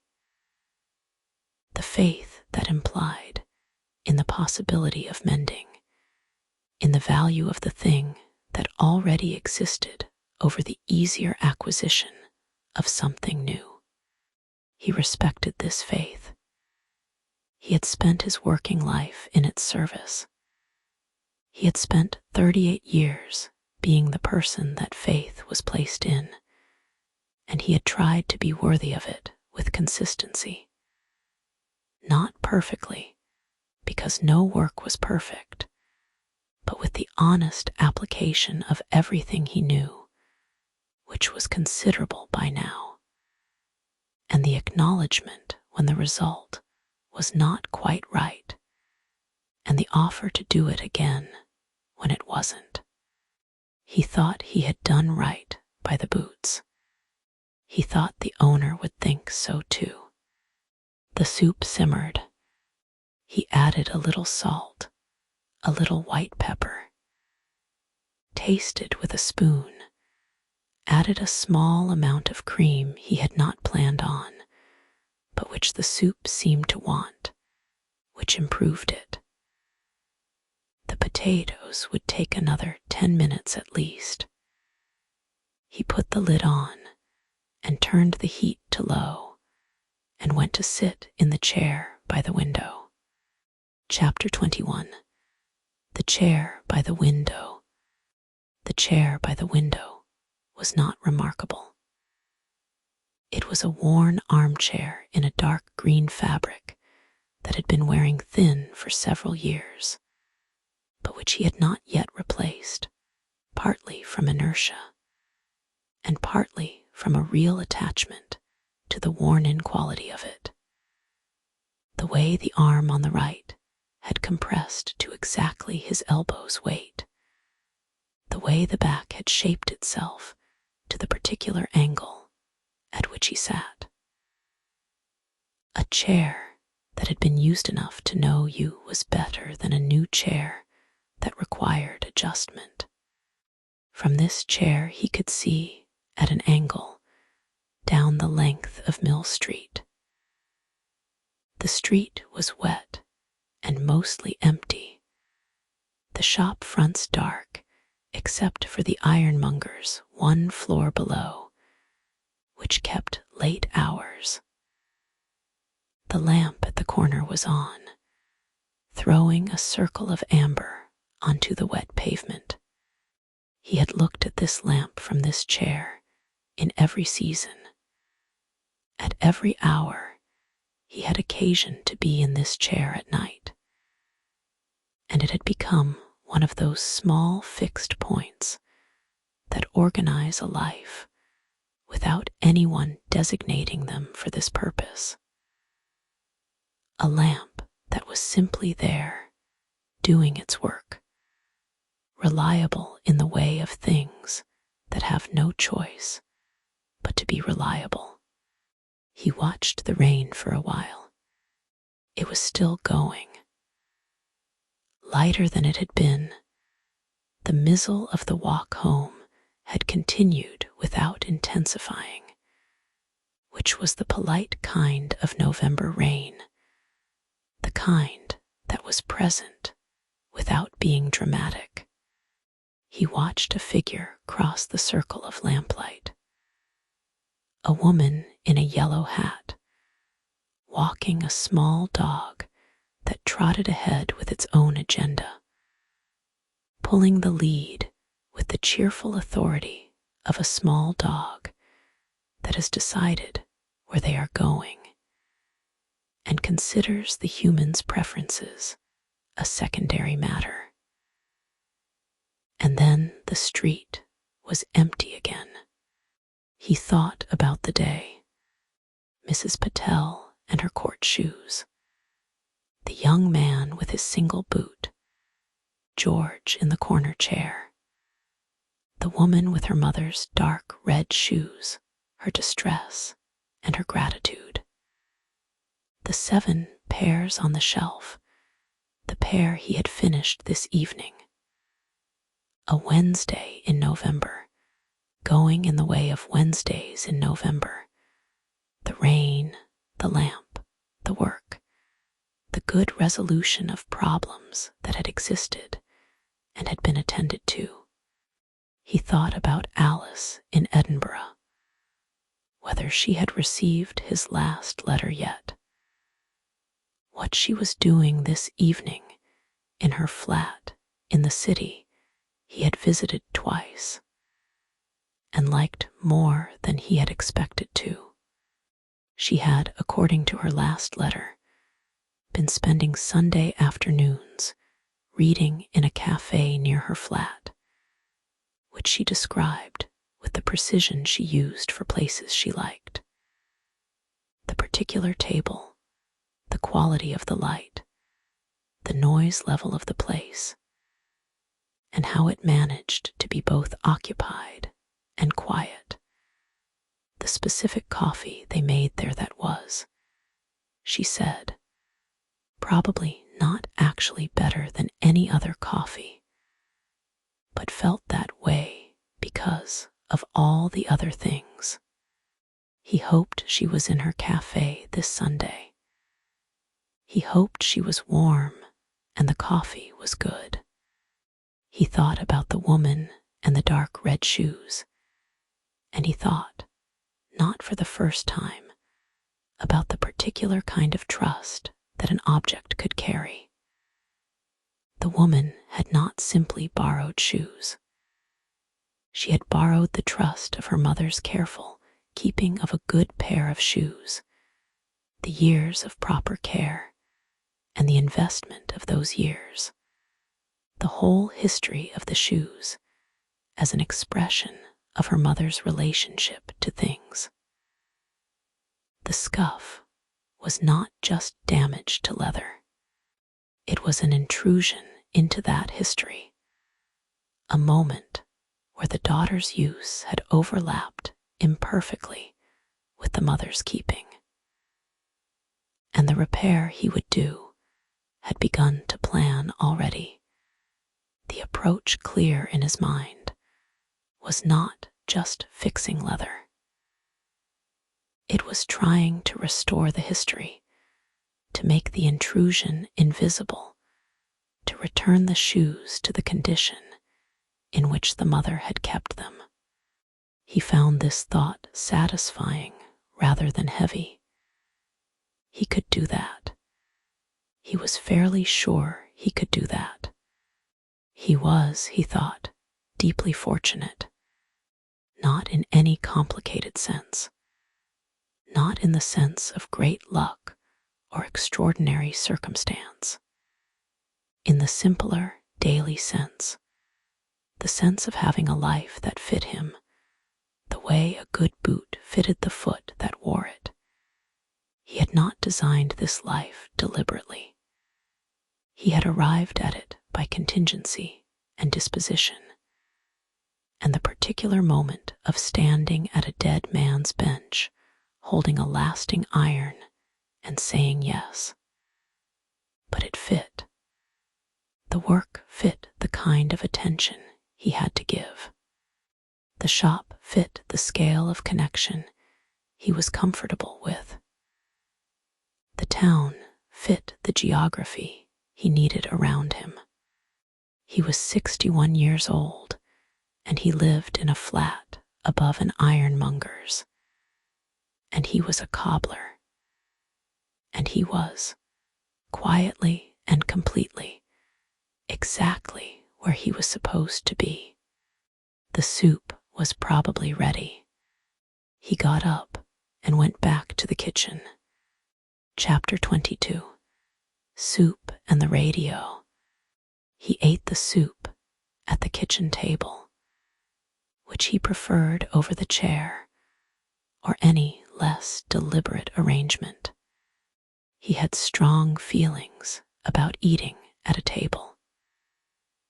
Not moral feelings.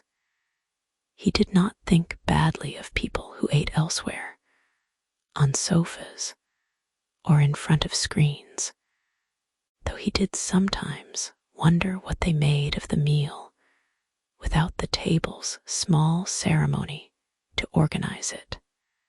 His own feeling was simply that eating at a table was a form of attention to the act of eating, and attention to the act of eating was attention to the fact that your body needed feeding, which was a fact he thought deserved acknowledgement at least once a day. He had set the table with the things he always set: a cloth, a bowl, a spoon, a glass of water. He had cut 2 slices of bread and buttered them. He had ladled the soup from the pot with care, not rushing, letting the steam rise briefly before sitting down. He said nothing, and did nothing particular while he ate. He did not read, which some people found surprising. He was known as a reader, had books on every surface of the flat, could discuss almost any of them in detail, was the kind of person other people asked for recommendations. But he did not read while he ate. He ate while he ate. He looked at the table, the bowl, the bread, the glass. He tasted what he was tasting without parallel distraction. The soup was good. It was the soup it was supposed to be. Simple, warm, properly seasoned. The flavor of good leeks, and good stock honest and complete. After the soup, he washed the bowl and the pot and the pan and set them to drain. He put away the butter and covered the bread. He made tea, the same strong, plain black tea as the shop, because he had found that his own preferences were consistent across environments, and carried it to the sitting room. The radio was on low, a station he kept tuned to a program that broadcast in the evenings, a mixture of classical music and jazz. He had not specifically chosen classical and jazz over other forms of music.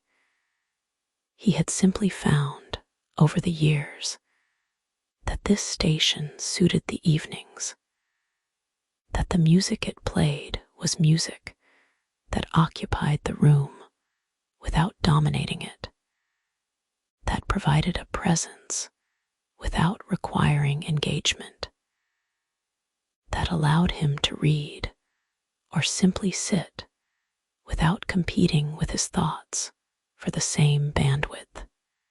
He settled into the chair with his tea and his thoughts, and outside the rain continued its quiet work on the window glass. Chapter 23. Reading. He was reading, that autumn, a history of trades and crafts in England between the 16th and 19th centuries. It was not a new book. He had bought it second-hand some years ago, and had let it sit on the shelf with the patient confidence of a person who trusts that the right time for a book will arrive. The right time had apparently arrived, because he had picked it up 3 weeks ago and had found, from the first pages, the specific pleasure of a book that had been waiting for the version of you that was ready for it. The book dealt, chapter by chapter, with the trades that had organized English working life for centuries. The blacksmiths, the weavers, the tanners, the joiners, the cobblers. He had read the chapter on cobblers with particular attention, finding in it both the familiar and the unfamiliar, the technical practices he recognized, translated into historical language, the social context that was new to him, the way the cordwainers' guilds had operated, the distinction between cordwainer and cobbler that had once been strict and significant, and was now collapsed into a single term that people used interchangeably. The cordwainer made shoes from new leather. The cobbler repaired them. this distinction had mattered, had been enforced by guild regulation, had been the source of genuine professional friction for centuries. Edmund found this fascinating. He was, by the old definition, a cobbler. He repaired.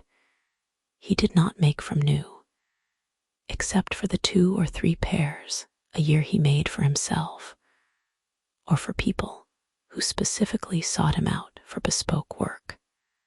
He had always been more interested in repair than in making from scratch, which perhaps said something about his temperament, though he was not sure exactly what. He had thought about this more than once. The preference for repair over making from new was not, he believed, a failure of ambition or a lack of creative impulse. It was a different impulse entirely. The impulse to work with what already existed, to see the potential in a thing that had been worn and strained and was not yet finished, to find in the damaged object the shape of what it still could be. There was something in this that resonated with the way he generally thought about things, that the existing, the already present, the imperfect but real, was almost always more interesting and more valuable than the theoretical new. A pair of boots that had been worn for 3 years had a character that new boots didn't have. A shop that had been a shoemaker's since Hartley's time had a quality that any new fit-out could not approximate. The worn thing was not deficient. It was simply at a different stage of its life, and the question was not whether to discard it, but how to carry it forward. He read a passage about the trade in the 17th century, the conditions in which cobblers worked, the hours and the materials and the social position of the craft, not high, but not as low as some. The guild providing a framework of standards and recognition that gave the cobbler a defined place in the order of things. He found it moving, not in a nostalgic way. He was not given to nostalgia as a general feeling, had too clear a sense of what actual history felt like to romanticize it, but in the way that seeing yourself as part of a long line of people doing the same thing can be moving. The evidence that the work was old and had been done by many people with their own specific lives and concerns and attachments, all of them attending to the same problem of worn leather and split soles and heels that needed rebuilding. The 17th century cobbler, working by candlelight in a low room, had held a lasted boot and examined its sole and made a plan for its repair. The plan was not so different from the plan Edmund made when he examined a boot in the lamp's light in the 21st century. The materials were the same: leather, thread, adhesive of one kind or another. The tools were recognizably similar. The problem was identical. A sole that had worn past its useful state, a heel that had compressed beyond its proper height, a welt that had separated from the upper and needed receding. The problem had not changed in 350 years, nor had the satisfaction of resolving it He thought about the black boots on the shelf. The work went on. Chapter 24. Letters. He wrote 2 letters that evening. He was known, among people who knew him, as a letter writer. Not emails.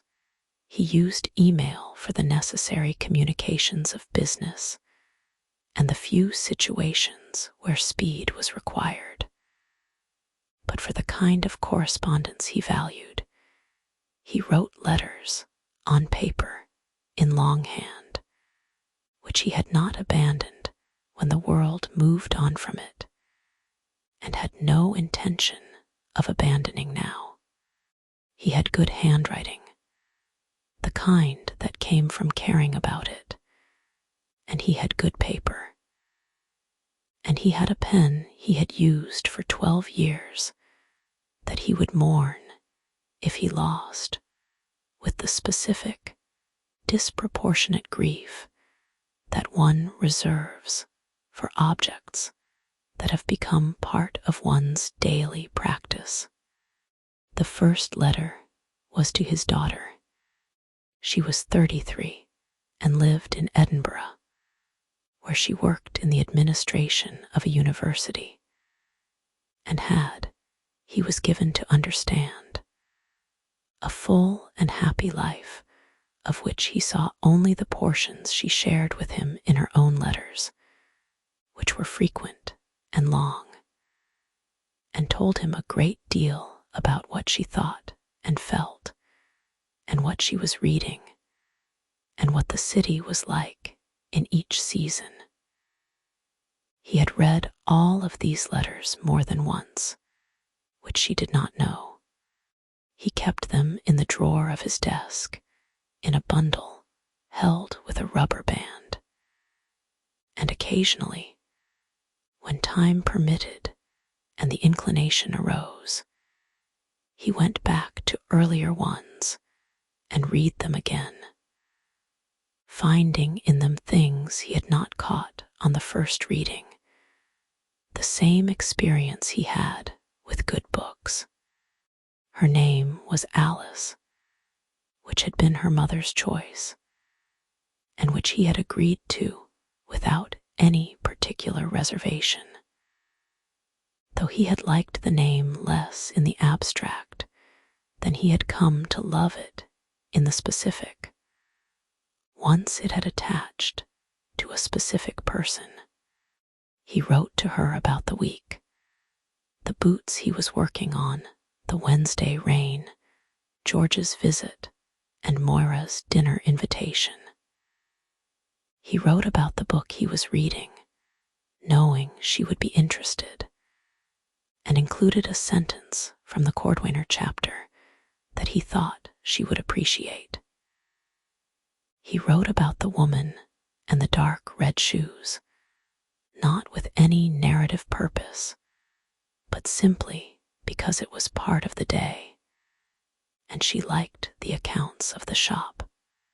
He wrote, the shoes were her mother's, and she had borrowed them and scuffed them, and she was in that particular distress that comes from damaging something that belongs to someone who trusts you with their things. I told her I would do what I could, which is what I always say, and then I will do more than what I said, which is what I always do. I think the shoes will come out well. He reread this sentence and left it. The second letter was to a man named Robert Chen, who had been his apprentice for 2 years in the mid-90s, and who had gone on to establish his own cobbling shop in a city to the north, and with whom Edmund had maintained a regular correspondence on the subject of the trade. The materials, the techniques, the changes in the industry, the particular problems that came up, and the solutions that worked for them.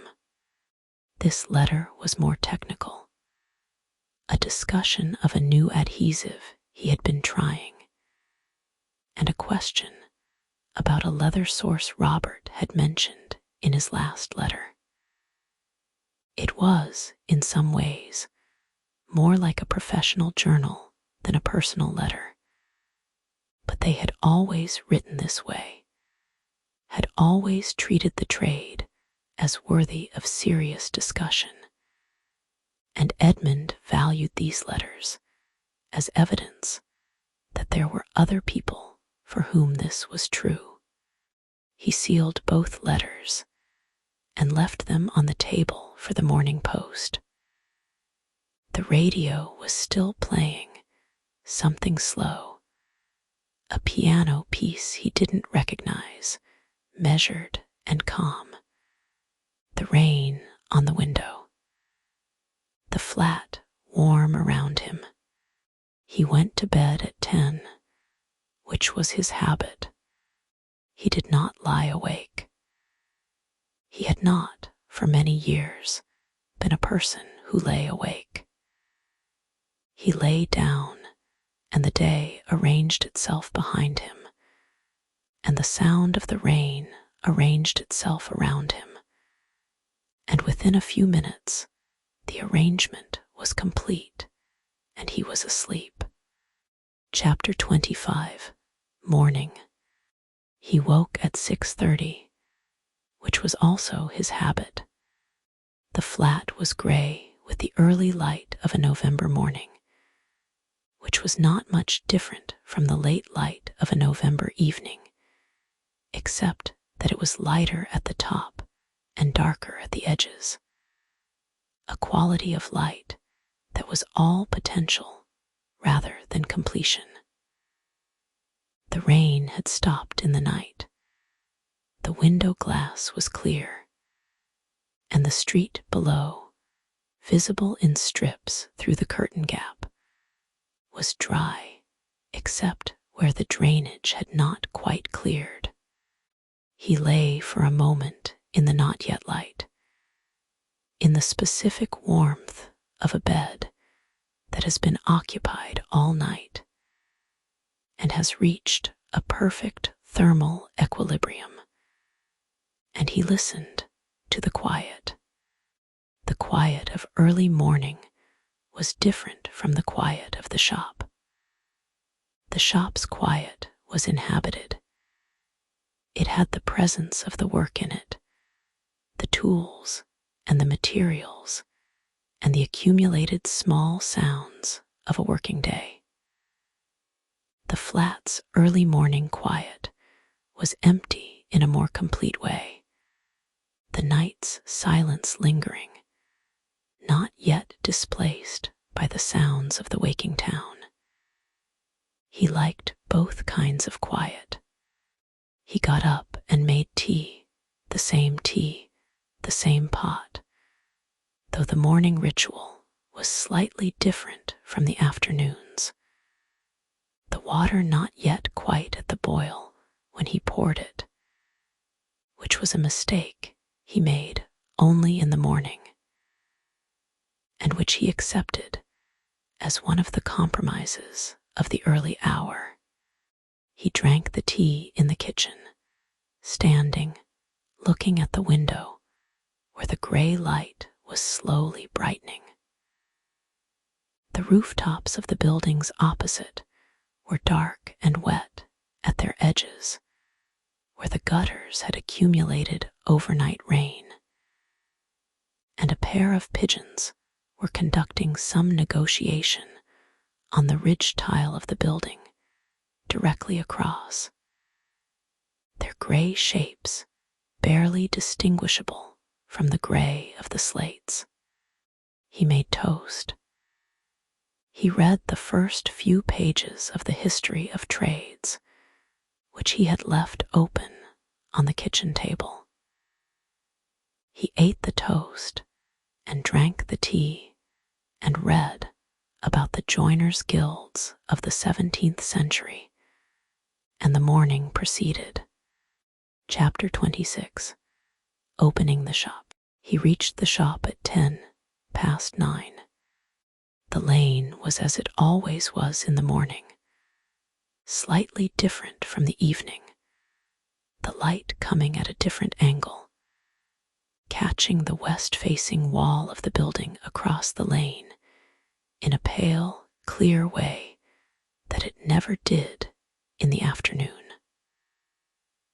The cobblestones were still damp from last night's rain, gleaming dully rather than brilliantly, absorbing the morning light rather than reflecting it. He unlocked the shop. The smell of it, entering in the morning, was always a small pleasure. The leather and the wax and the old wood and the faint, cold morning smell of a room that had been sealed for the night and had settled into its own specific atmosphere. He turned on the overhead light, then the lamp, then the heater, in that order, and the room came to life in its accustomed way. The strip light bringing the whole space into visibility, the lamp creating its warm cone on the bench, the heater beginning its quiet work of bringing the air temperature up. He made tea. He took the black boots from the shelf and looked at them in the morning light, which was the final stage of his quality check.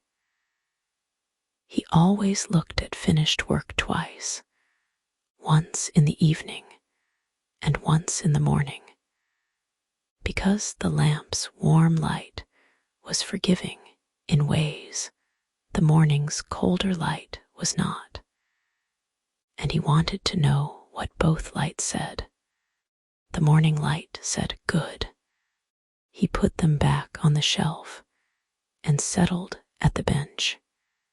The young man came in at 9:30 with both boots under his arms, looking slightly relieved to find the shop open. He set them on the bench, and Edmund picked them up and held them together and looked at the pair, assessing what needed doing and in what order, the plan forming with the ease of long practice. "I looked them up," the young man said. "The kind of conditioning you mentioned. I found something." "What did you find?" "Dubbin isn't enough on its own. You should use it before the wax, not instead." "That's right." The young man looked at his boots with the expression of someone who has discovered, slightly too late, information that would have been useful earlier. Edmund recognized this expression. He saw it often. He never made people feel bad about it. He had spent too much of his own life learning things too late to judge anyone else for the same. "I'll show you when you collect them," he said. The young man nodded. He seemed to want to say something else or to ask something else, but he didn't. He thanked Edmund and left, and the bell rang. Edmund turned the boots over in his hands, one and then the other. He could see it now, the full story of them. The long use, the good construction beneath the wear, the specific pattern of damage that told him how the man who wore them worked. Hard use, physical use, the weight of real work through the soles. The boots had been doing their job faithfully for years, had absorbed the conditions they were put through, had protected the feet inside them. They deserved the work he was about to give them. He set up the bench. He began. Chapter 27. what he loved about the work. He had been asked over the years what he loved about the work. Questioners varied. George had asked him once, in the direct way of a man who genuinely wanted to know. Alice had asked him in a letter when she was perhaps 16 and thinking about what she wanted to do with her own life. A journalist from the local paper had asked him when the paper did a piece about the town's remaining traditional tradespeople, which was the only time Edmund had been in the local paper, the experience of which he had found mildly uncomfortable and had not sought to repeat. He gave different answers to different people, which was not because he was inconsistent, but because the question had different angles, and different people needed different approaches to it. To George, he had said, "I like that the work has a right and wrong. The soul either fits or it doesn't. The stitch is either even or it isn't. I like having a standard I can actually measure against." To Alice, he had said, "I like that I can always learn more. 30 years in, and there are still things I haven't done, materials I haven't worked with, problems I haven't seen. The learning doesn't stop." To the journalist, who had wanted something quotable, he had said, "People trust me with things that matter to them. That's not a small thing."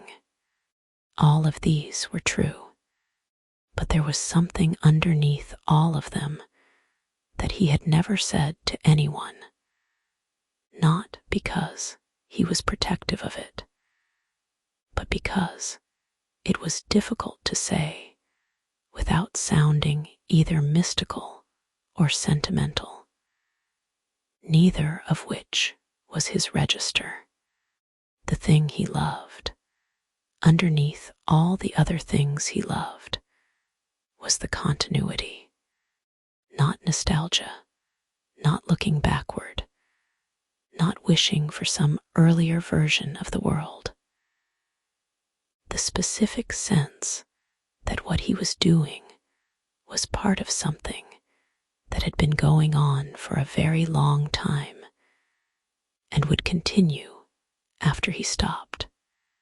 The Cordwainer and Cobbler chapter of the history book, with its accounts of 17th century craftsmen working by the same general principles he worked by, using tools that were recognizably the same tools, solving the same problems in the same ways.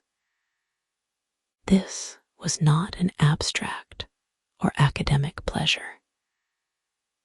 It was a direct, felt sense of connection to a line of people. The work had been done before him and would be done after him, and he was in the middle of it, and that was the right place to be. He applied the adhesive to the sole of the work boot's right foot. He watched the clock, not anxiously, just precisely, because 5 minutes mattered, and let the adhesive tack. He pressed the sole. Chapter 28. The sounds of the work. The sounds the work made were part of the work. He had never quite understood the people who wore headphones in workshops, who worked to the continuous soundtrack of podcasts or music playing through a device into their ears.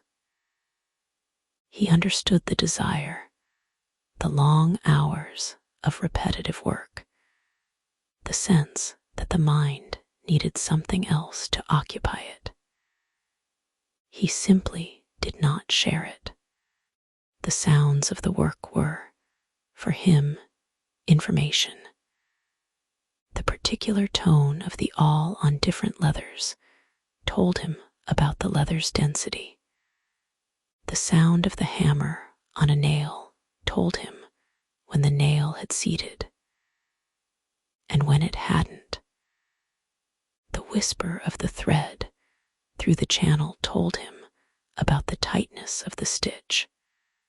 The small creak of the last under pressure told him about the fit of the shoe upon it. To fill his ears with other sound would have been to lose this information. He had developed, over the decades, a finely calibrated sense of the acoustic world of the bench.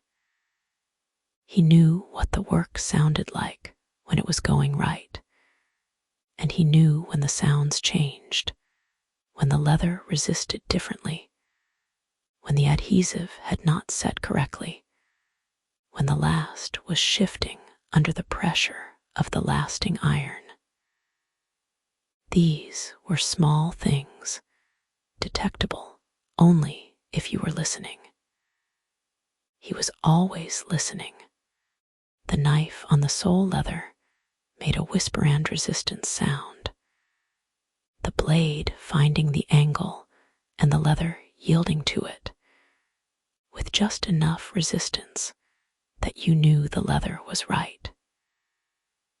Too much resistance, and the blade was dull, no resistance, and the leather was too thin. The whisper and resistance was correct. He listened to it as he trimmed. He listened to the hammer 6 taps, not hard, when he nailed the insole to the last, the nails going in clean and even. He listened to the thread, the pull of it through the wax channel. He listened to the edge iron, the slight hiss of it on the burnished leather edge, the smell of warm wax rising. These sounds were the sounds of the shop. They were good sounds. Chapter 29. The Afternoon Light. By 2 o'clock, the work boot's right shoe was resoled, and the left was half done.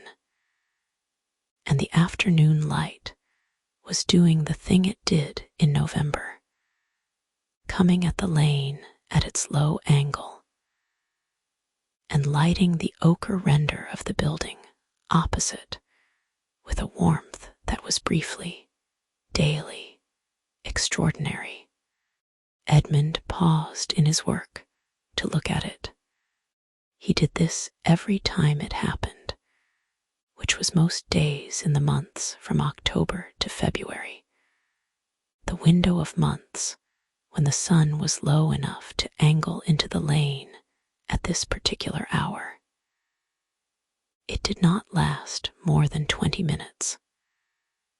The sun moved, or the clouds covered it, or the angle shifted, and the ochre render went back to being yellow-gray rather than gold.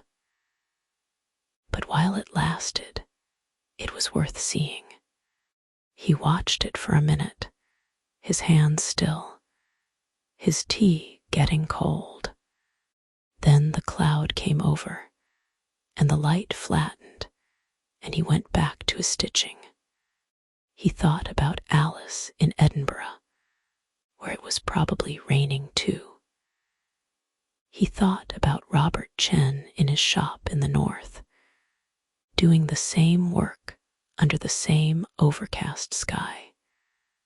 A parallel life running at a similar pace, and with a similar attention to similar materials. He thought about the woman and the dark red shoes, and he made a mental note to set aside half the morning tomorrow for that work, which would require a patience greater than most of what he did, and a care that he was looking forward to applying. He thought about Moira's lamb on Sunday, which he was, with the pleasant simplicity of a person whose pleasures were grounded and real, genuinely looking forward to. He thought about the black boots, finished on the shelf, waiting for whoever had left them. He thought about the young man's work boots, which were coming along well. He thought about his father, cleaning his boots on a Sunday morning. And then he stopped thinking and paid attention only to the stitch.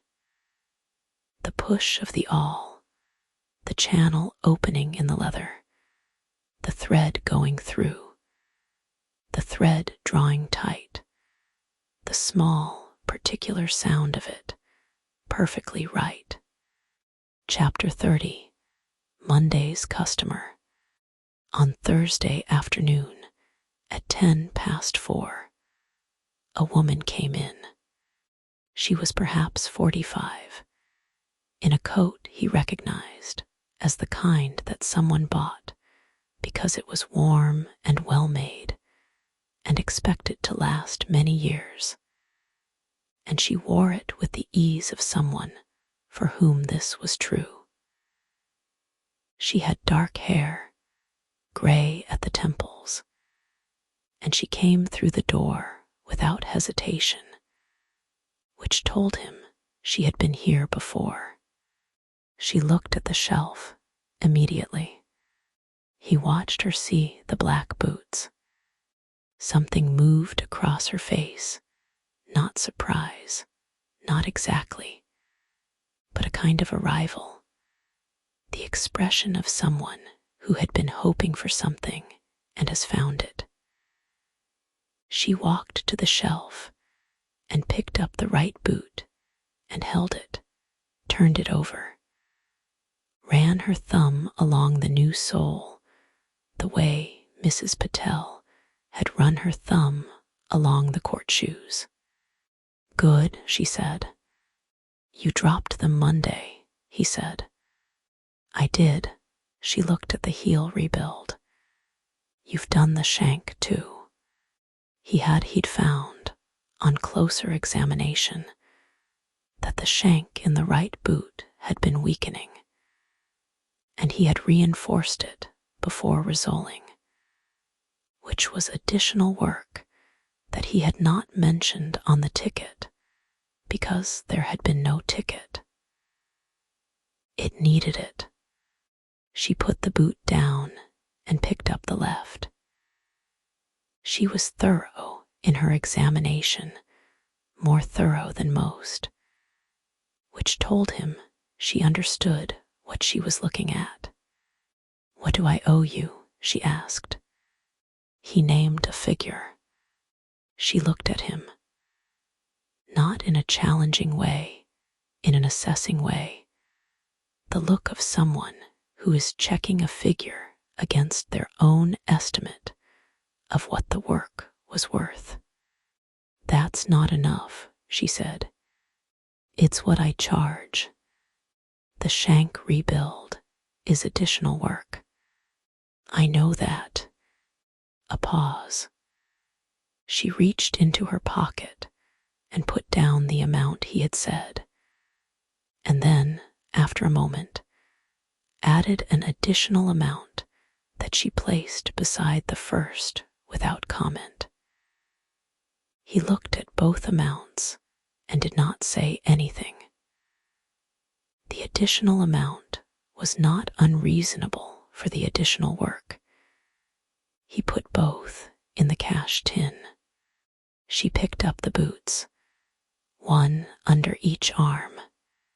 "I'll be back with some brogues," she said. "They need attention." "I'm here," he said. She left, and the bell rang, and he listened to her footsteps on the cobblestones of the lane, fading toward the end. He thought, so that was Monday's customer. He turned back to the young man's boots, which were nearly done, and which were going to be good. Chapter 31. The End of Thursday. He finished the young man's boots at 5 o'clock. He set them beside each other on the bench and looked at them for the long assessment moment. The lamp's warm light on the rebuilt heel, the new sole clean and properly dressed, the uppers conditioned now to a healthier state, the leather softer and more even in color than it had been when they arrived. The scuff across the toe of the right, which he had taken care of while the adhesive set, had been significantly reduced by careful work with a fine abrasive and a matching dye. It would not disappear entirely. The leather had been abraded to the material below, but it had been brought to the point where it was a feature of use rather than a disfigurement. They were good boots. They had been good boots, and they were good boots again. He wrote the ticket carefully. He placed the boots on the shelf. He went through his closing routine, the sweep of the floor, the tidying of the bench, the checking that the gas ring was off, the confirmation that all the tickets were in order. He turned off the heater. He turned off the overhead strip. In the lamp's remaining circle of warmth, he stood at the bench for a moment, looking at the shelves, looking at the tools, looking at the window where the lane was going dark under the November sky. He thought another good day. He meant it without drama or inflation. It had been a good day. The work had gone well. The customers had been what they were. Mrs. Patel's court shoes were in their right hands. The black boots had found their owner. The young man's boots were on the shelf waiting. The afternoon light had done its thing on the ochre wall. The tea had been strong and hot when it needed to be hot, and acceptably warm when he'd come back to it after letting it sit. He turned off the lamp. Chapter 32. What remains in a room? In the dark shop, after Edmund left, certain things continued. Not dramatically. Not in any way you could point to or record. But the room had a quality, as rooms do after they have been used well, of retaining something of the work that had happened in it. A presence that was not supernatural or mysterious, but simply the physical residue of care. The tools in their order, the bench cleared, the materials put away. These were the marks of someone who had been here and had done what they intended and had left things ready for the next time. The tools were in their order, which was its own kind of presence. Edmund's arrangement of the tools was not arbitrary. Every position was the position that made the next use easiest, the sequence of the work built into the layout, so that reaching for what you needed was as natural as reaching for anything in a place you knew completely. The arrangement would be there tomorrow morning, unchanged, reliable. The knives on their hooks, the awls in their tray, the hammers hung by their heads, each thing in its place, as each shoe on the shelf was in its place, as each ticket was attached by its loop of thread and marked in Edmund's precise hand. The boots and shoes on the shelf, the young man's pair, their heels rebuilt and their leather newly alive, the dark red shoes in their parcel, The ankle boots in their middle state, the other waiting pieces, were in their places, each with its ticket, each in its repaired or soon-to-be repaired state. They were not merely objects waiting to be collected. They were, in some sense that was difficult to put plainly, objects that had been attended to, that had been in the hands of someone who cared what became of them. This left a mark, not visible exactly, but real in the way of things that are cared for versus things that are not. Lamp was off, but the warmth it had generated was still there in the air of the room, slowly and equably releasing into the cold that was beginning to come through the old walls. The smell of leather was there, the working smell of the day, the beeswax and the adhesive and the leather dust and the conditioner, all mixed into the shop's own atmosphere, the atmosphere it had had since Hartley's time and probably longer, since cobblers had worked in rooms like this one, and left this smell in the rooms they occupied. The smell did not go away when the last person left. It persisted, as the smells of workshops always persist, absorbed into the walls and the ceiling and the old floorboards and the grain of the bench itself.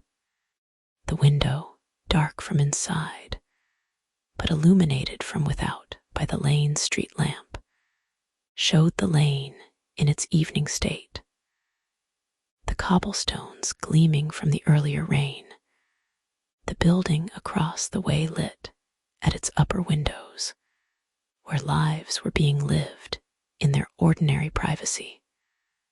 A person passing at the end of the lane, their lower half visible as always boots on the cobblestones, moving with purpose or without, belonging to some story that did not pass through the shop tonight, but might another time.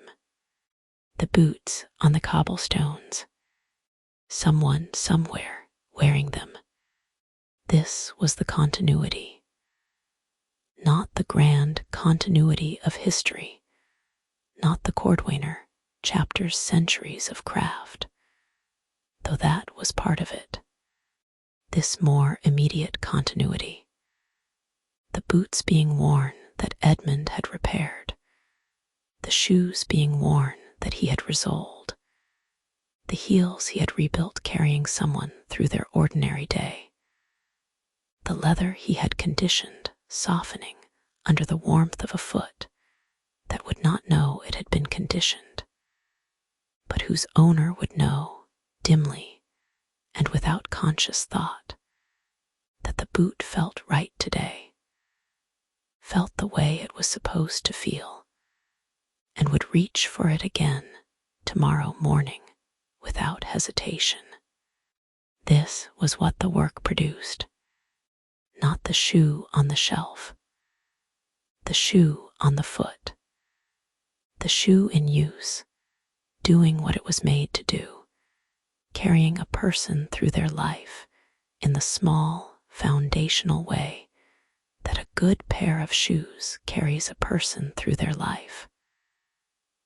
Quietly, reliably, without drama, simply there when needed and equal to what was needed of them.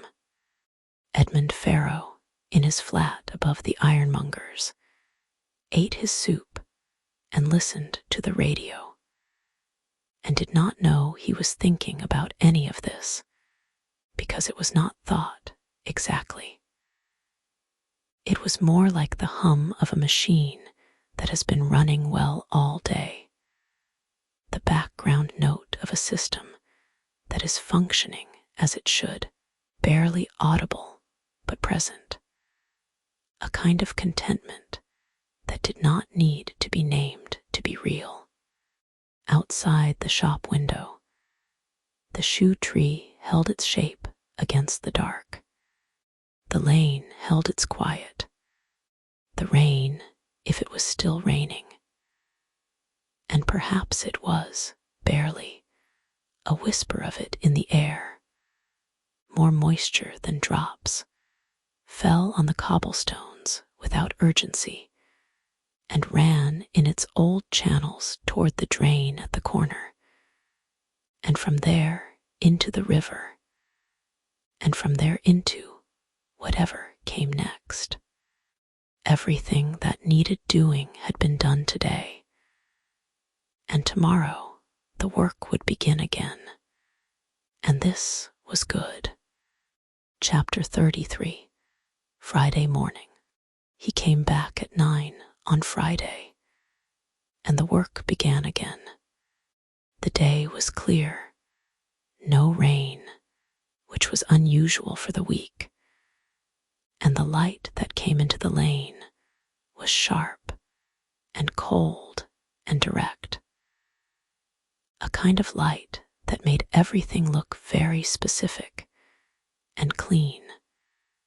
The detail of the stonework across the way visible in a way it wasn't in gray weather. He made his tea, turned on his lamp, settled at his bench. The dark red shoes were on the shelf, waiting. He brought them to the bench and set up the work light at a close angle, which was how he worked on color repair. Maximum illumination, minimum shadow. He had the dye ready. He had mixed it the previous evening, testing it on a small piece of scrap leather of similar shade until the match was close enough. Not perfect. There was no perfect with dye work. There was close, and close was what you aimed for. He cleaned the scuffed area first, gently, with a very fine cloth, removing the surface residue while leaving the compressed leather as undisturbed as possible. Then he worked the leather very slightly with the rounded handle of a small tool, pressing in careful small movements to restore some of the surface texture.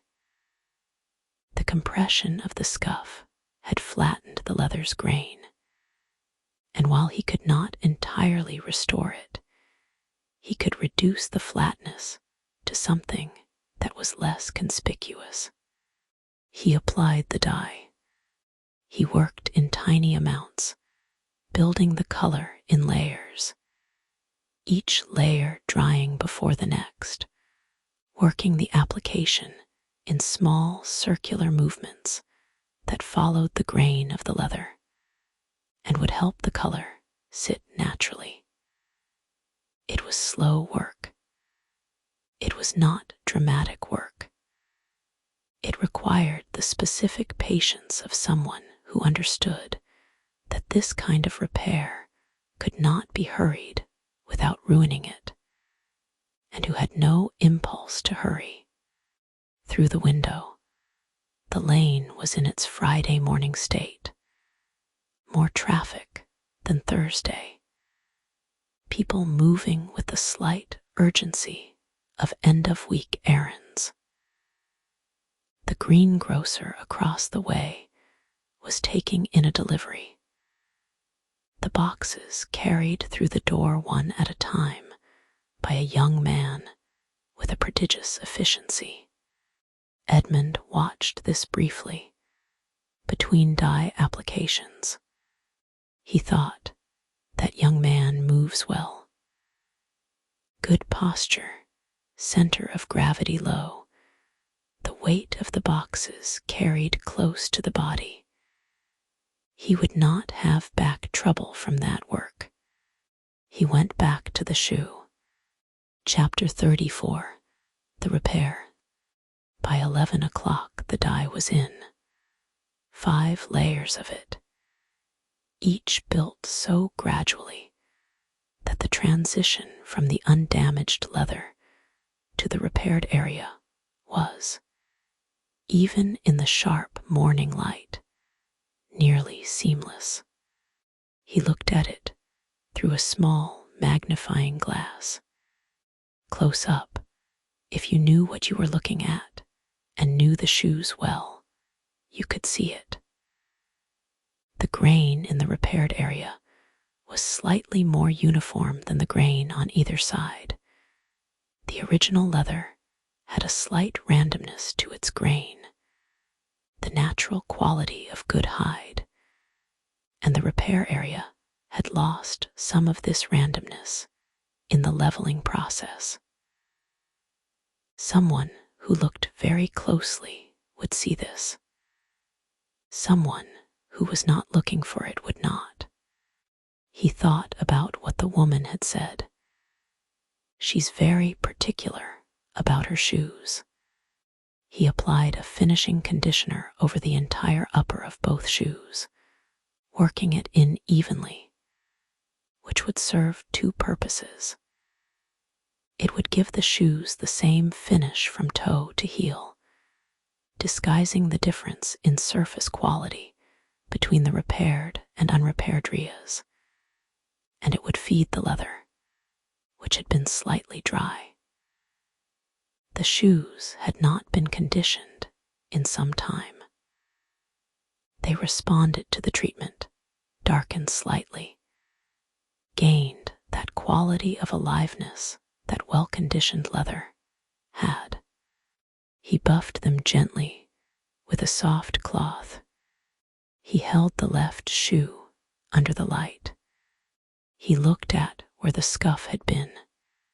He thought she might not see it at all, even if she knew what to look for.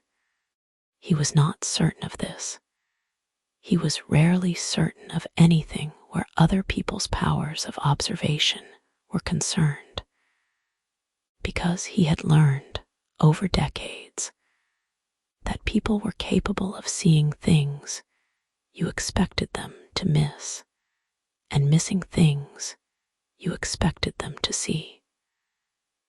But his best assessment, which was the most honest thing he could offer, was that the repair was very good. He wrapped the shoes carefully in tissue paper, and then in the brown paper the shop used for wrapping, and tied the parcel with string. He would call the woman later, she had left her number, and tell her they were ready. He set the parcel on the shelf. He looked at the shelf.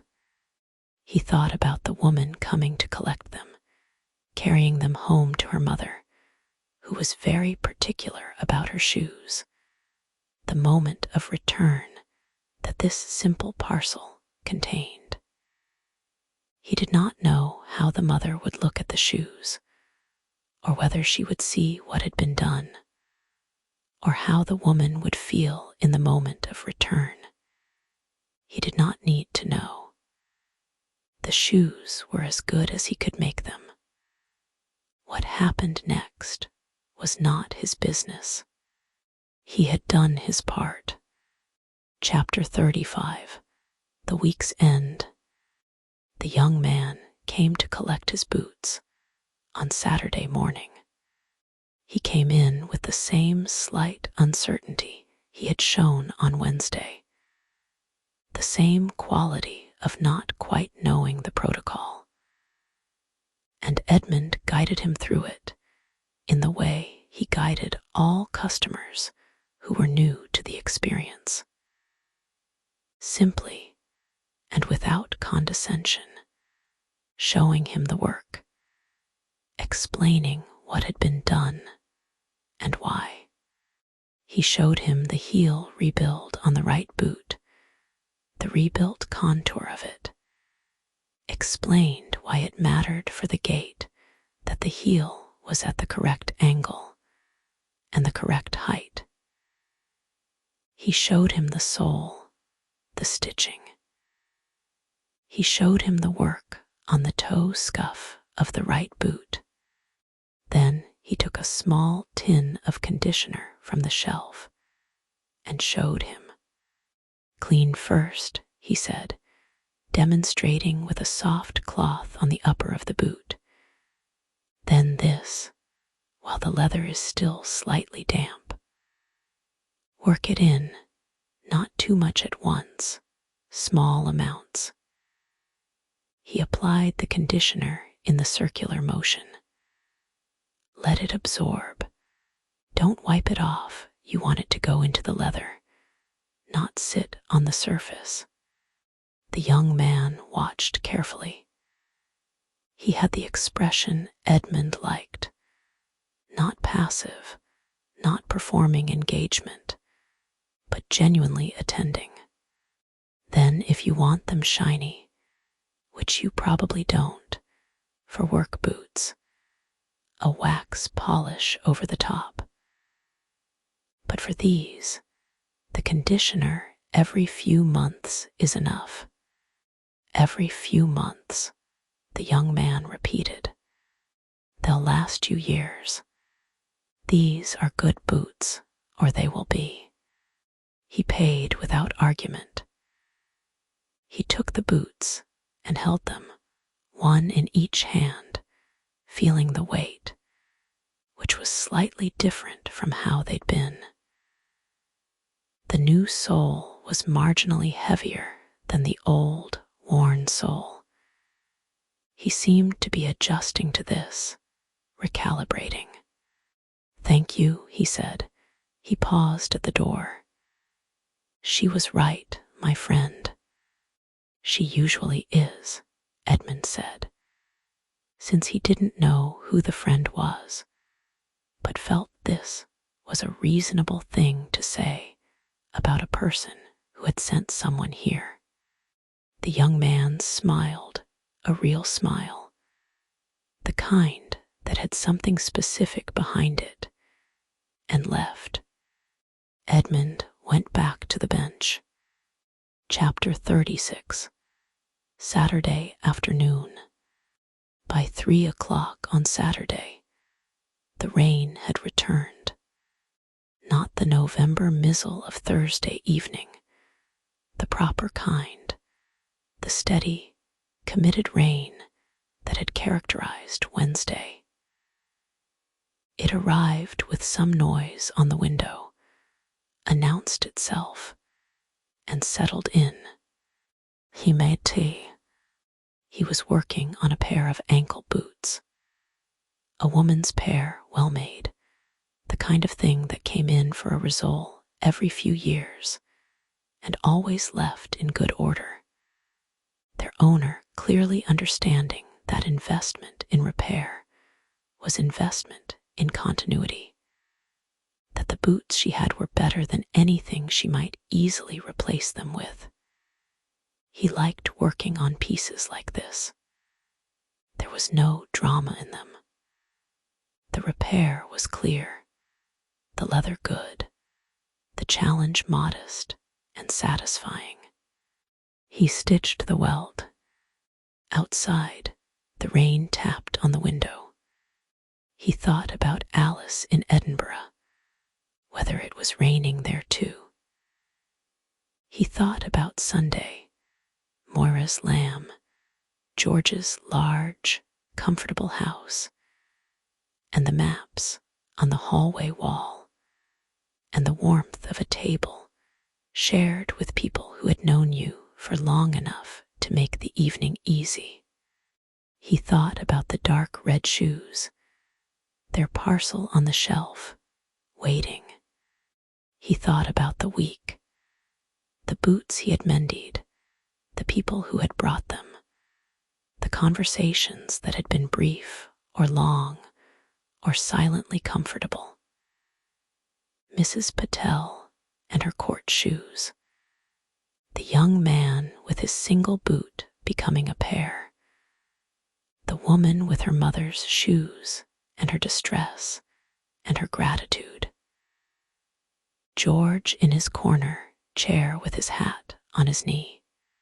He thought about 38 years in this room, and how they had not been long, and had had not been short, but had simply been what they were. The accumulation of days like this one, each day complete in itself, each one adding to something that was not exactly a sum, but was something, a life, lived at this bench, in this lane, in this weather. He threaded the needle. He worked on. Chapter 37, The Last Light. At 5 o'clock, the Saturday lamp went off, then the strip, and the shop went dark again, and Edmund went out into the rain. He stood for a moment on the doorstep, under the small overhang that the building provided, and did what he always did at the end of a working day. Nothing. He stood and breathed the air of the lane, which was cold and wet and smelled of the cobblestones, and the rain and the lingering warmth of the shop's interior escaping around him as the door swung shut. He let his eyes adjust to the lower light of the lane versus the shop. He let the transition happen, the shift from the enclosed world of the bench and the lamp to the open world of the street. The lane was quiet. Most of the shops in the town closed at 5 on Saturdays, and the street had the early evening feeling of a place that has exhaled, emptied of its weekday and weekend purpose, and not yet filled with its evening one. A woman walked past the end of the lane carrying a bag of groceries, her pace the brisk pace of someone heading home. A bicycle went past more slowly, its rider in no hurry, its light a small white circle in the early dark. Then the lane was still again. He pulled his collar up and walked. He thought, as he walked, of the small wooden shoe tree in the window, the one that had been there when he arrived, and which served as the shop's only advertisement, its only announcement of what it was. It had been in that window since before him. It would be in that window after him, if whoever came next understood what it meant, and he had to trust that they would. The object was unambiguous. A shoe tree in a window meant someone who repaired shoes, had always meant this, required no other explanation. Whoever came after him, Robert, perhaps, his former apprentice, if the years and the circumstances aligned, or someone else entirely, someone he had not yet met, would find the shoe tree and understand, and either keep it or replace it with their own, and the window would speak for itself either way. He hoped they would keep it. He walked through the market square, which was lit by its single lamp. The cobblestones of the square gleamed with the rain, darker than the cobblestones of Tanner's Lane, because they were smoother, more worn by the centuries of market traffic, polished by more footfalls than his lane had seen. He walked through the amber circle of the lamp and out the other side. He walked past the ironmonger's, which was closing up, the owner pulling down the shutter with the rhythmic mechanical sound of a shutter that had been pulled down 10,000 times and knew the motion. He nodded to the owner, who nodded back with the small economy of two people who see each other every working day and have long since established that this nod is sufficient and genuine. He climbed the stairs to the flat. He took off his coat and hung it up. He removed his boots, his own, the ones he had made in the 3rd year, and placed them on the mat with the care of someone who understood what they were worth. He noticed, not for the first time, but with renewed attention, the wear on the left heel, which had been building for a few months. He would attend to that next week. He made a mental note in the way that he made all his mental notes. Simply, without ceremony, trusting that his memory for things that mattered was reliable, which it was. He went to the kitchen and began the Saturday soup, potato and thyme. A different thing from the leek, but from the same stable of evening soups, the same intention. Warmth from the inside, the smell of something being cooked with care, the small daily ceremony of feeding yourself with attention. The radio came on. The piano again, or something like it. He did not always know the piece, and on this evening he did not know it. But it was the right kind of thing, the kind of music that understood the hour and behaved accordingly. Present without insisting, warm without sentimentality, moving at the pace the evening called for, which was slow. The flat was warm.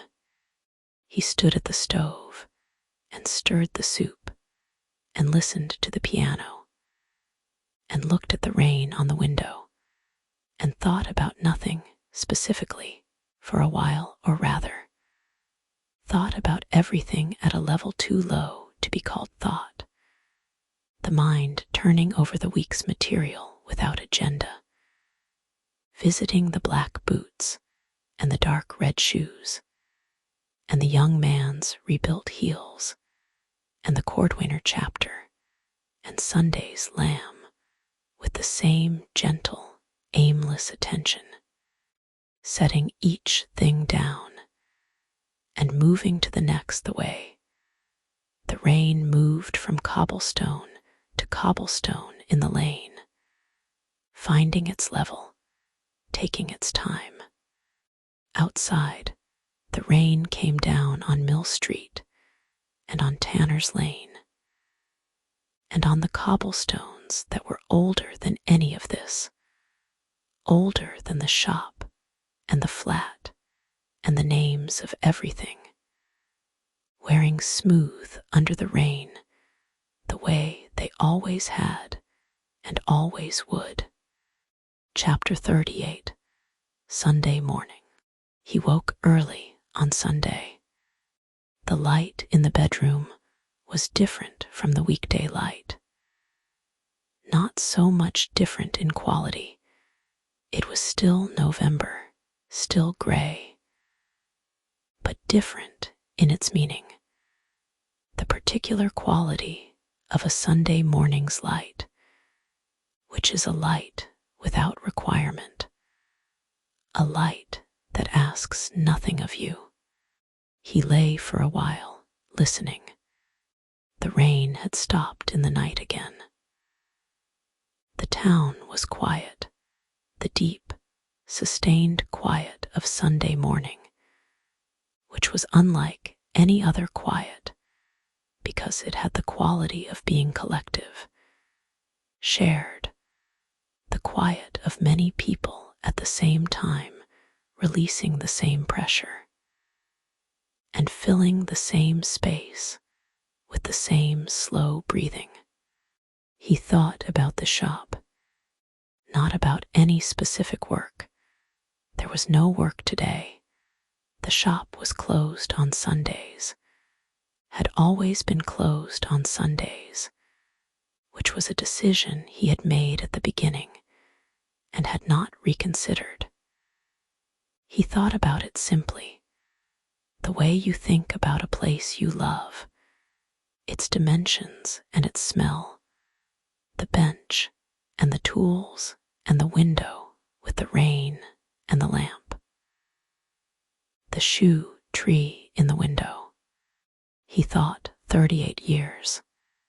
He thought not enough, not said in grief, said in the specific, grateful recognition that a life spent doing something you love is never enough because you always want more of it, which is not a complaint, but the opposite of a complaint.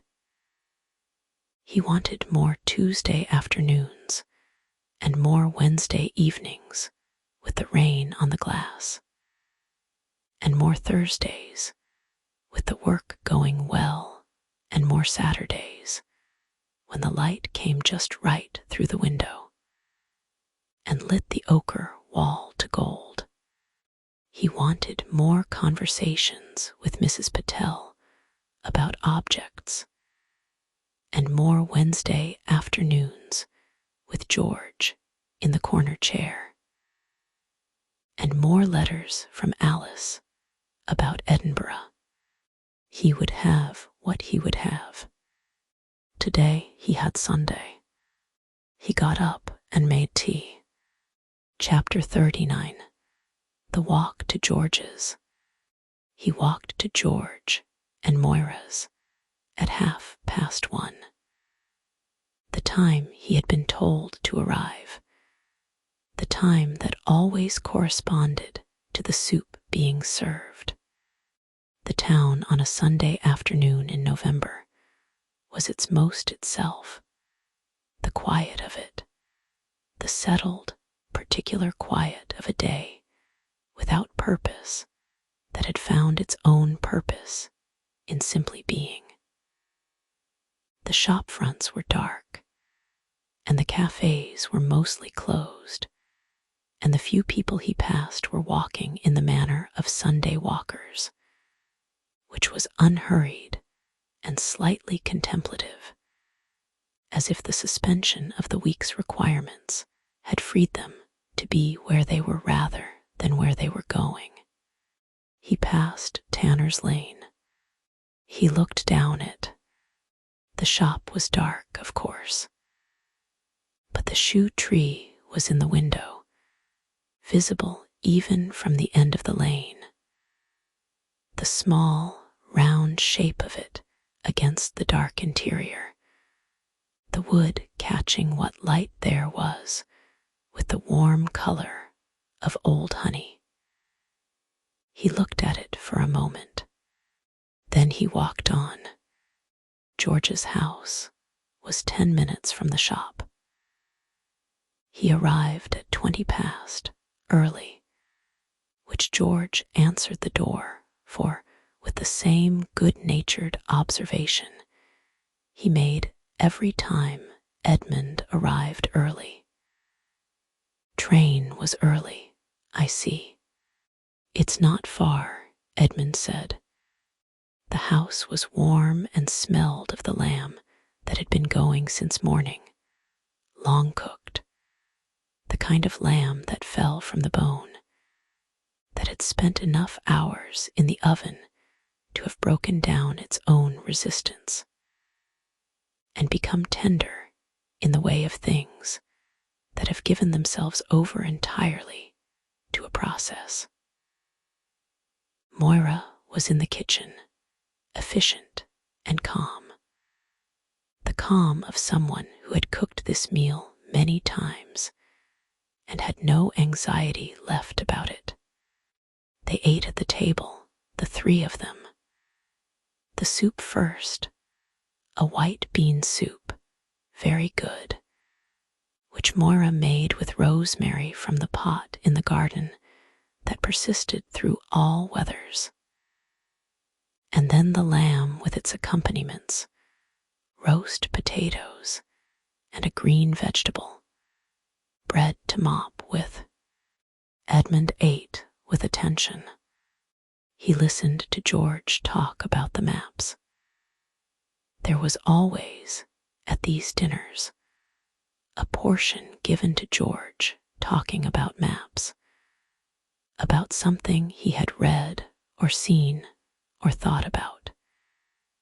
And Edmund always listened with genuine interest, which was why the portion of the dinner given to this was not smaller than it was. Mora ate and listened, and occasionally intervened, with the dry precision she reserved for things that needed grounding.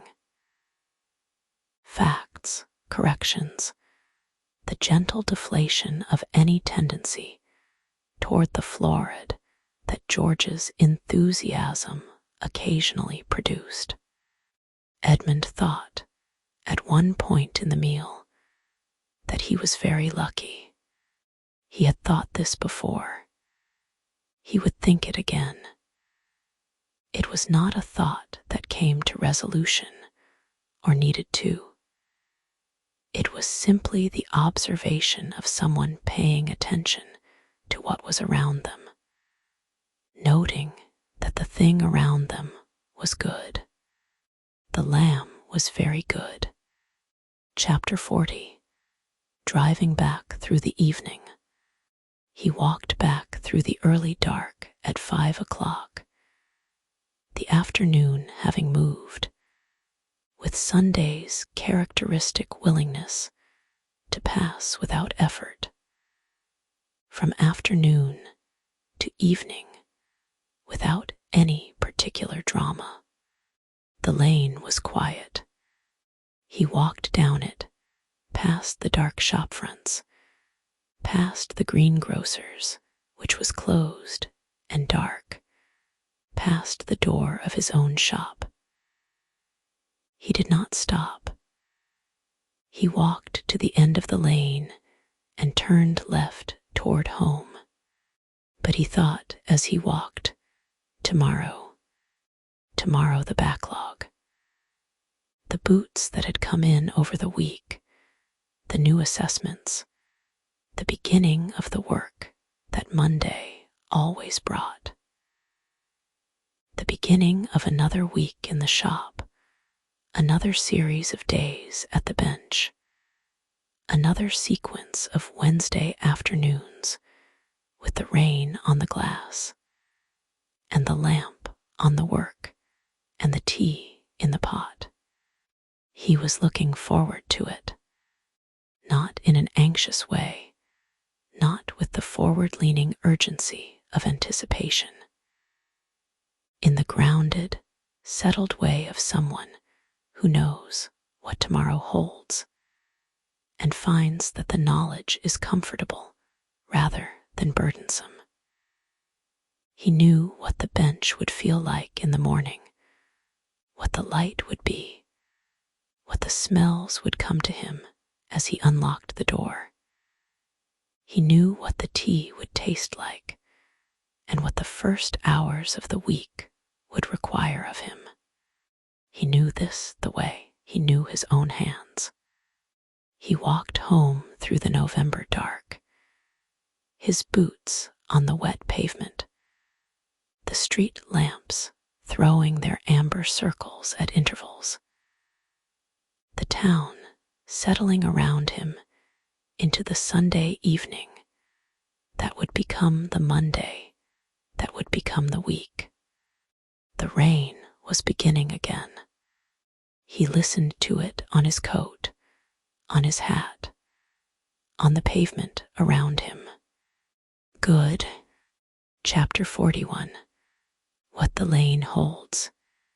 In Tanner's Lane at this hour, on a Sunday night in November, very little moved.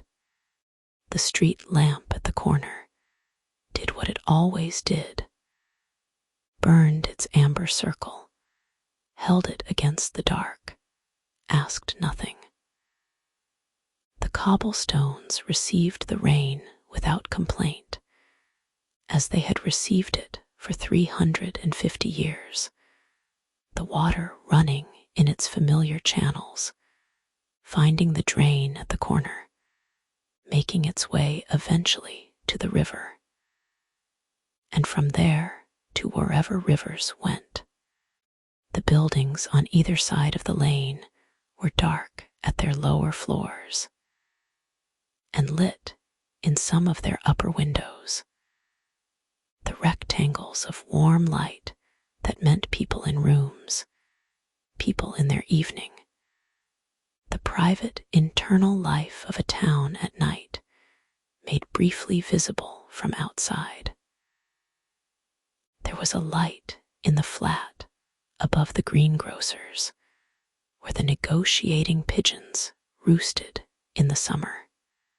There was a light in the top flat of Edmund's building, occupied by a nurse who kept unusual hours, and who he passed sometimes on the stairs, always slightly dazed, moving between sleep and waking in the way of people who work at night. The shoe tree in the shop window held its shape against the dark inside. It had been in this window since Hartley's time. Edmund did not know exactly how long, but longer than he had been here, longer than the photograph of the original sign that Hartley's nephew had brought with the tools and the goodwill. It was old, the shoe tree, its mechanism still functional, but its wood worn to the color of something that had been handled for many decades, the grain of it raised slightly by the slow working of time and touch. It had been in this window when Edmund Farrow was a young man, holding a lasting iron he didn't yet know how to use, saying yes to something he couldn't have fully understood. It had been in this window through all the Tuesdays and Wednesdays and Fridays and Saturdays of 38 years. It would be there tomorrow morning when he came back. This was enough. This was, in its quiet way, everything. Chapter 42. The Last of Things. The rain came down on Tanner's Lane, and on the market square, and on the rooftops of the town, running in the gutters, and gathering in the hollows of the cobblestones, and dripping from the bare branches of the lime tree at the end of the lane. The lamp at the corner held its amber light against the dark. Somewhere in the town, in a flat above an ironmonger's, Edmund Farrow was reading the Cordwainer chapter again. Or perhaps he was sleeping. It was late enough, and he was tired in the way of someone who had eaten well and walked home through the cold and was satisfied with the week behind him and easy about the week ahead. Perhaps the book had fallen to his chest, the page he was on lost for the night, to be found again tomorrow. In the shop, the shelves held their waiting work. The dark red shoes, parcel wrapped, patient. The ankle boots in their middle state, the welt stitching half done. The tools in their places, the bench cleared for tomorrow. The lamp off, the heater off, the strip light off. The room at the temperature of a November night in an old building, cool but not cold. The smells of the day's work still in the air, leather and wax, and the faint mineral note of the tools themselves. Through the window, the shoe tree, and outside, the lane in the rain, the cobblestones gleaming, the water running in its old channels, the lamp, the dark, everything that needed doing had been done today, and tomorrow the work would begin again, and this was good. This was, in the oldest and most unassuming sense, very good. The boots were on the shelf. The needle was threaded and waiting. The rain was doing what rain does, which is to say, continuing.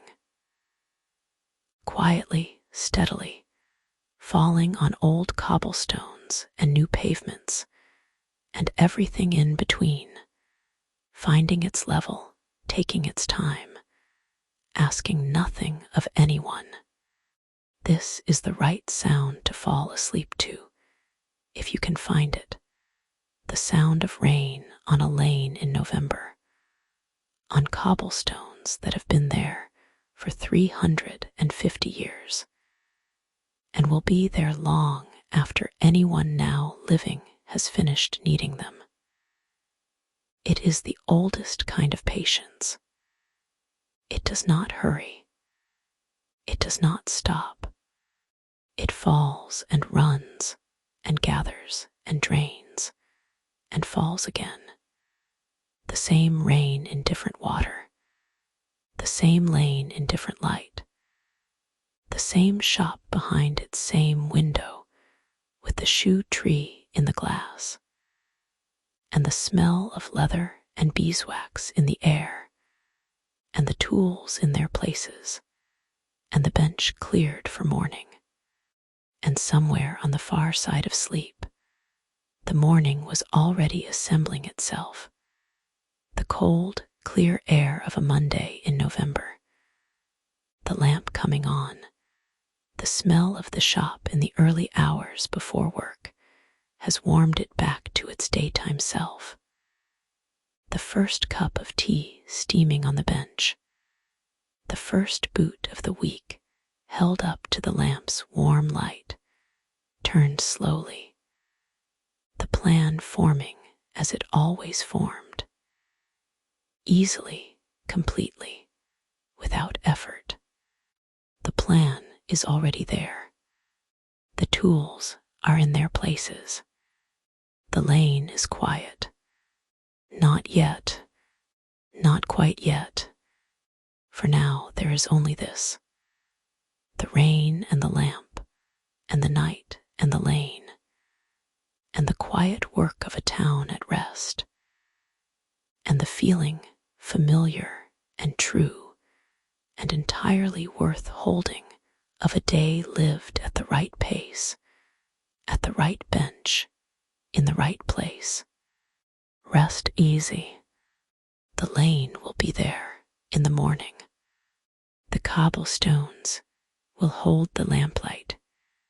The boots will wait, and the work will be there, and everything will be as it should.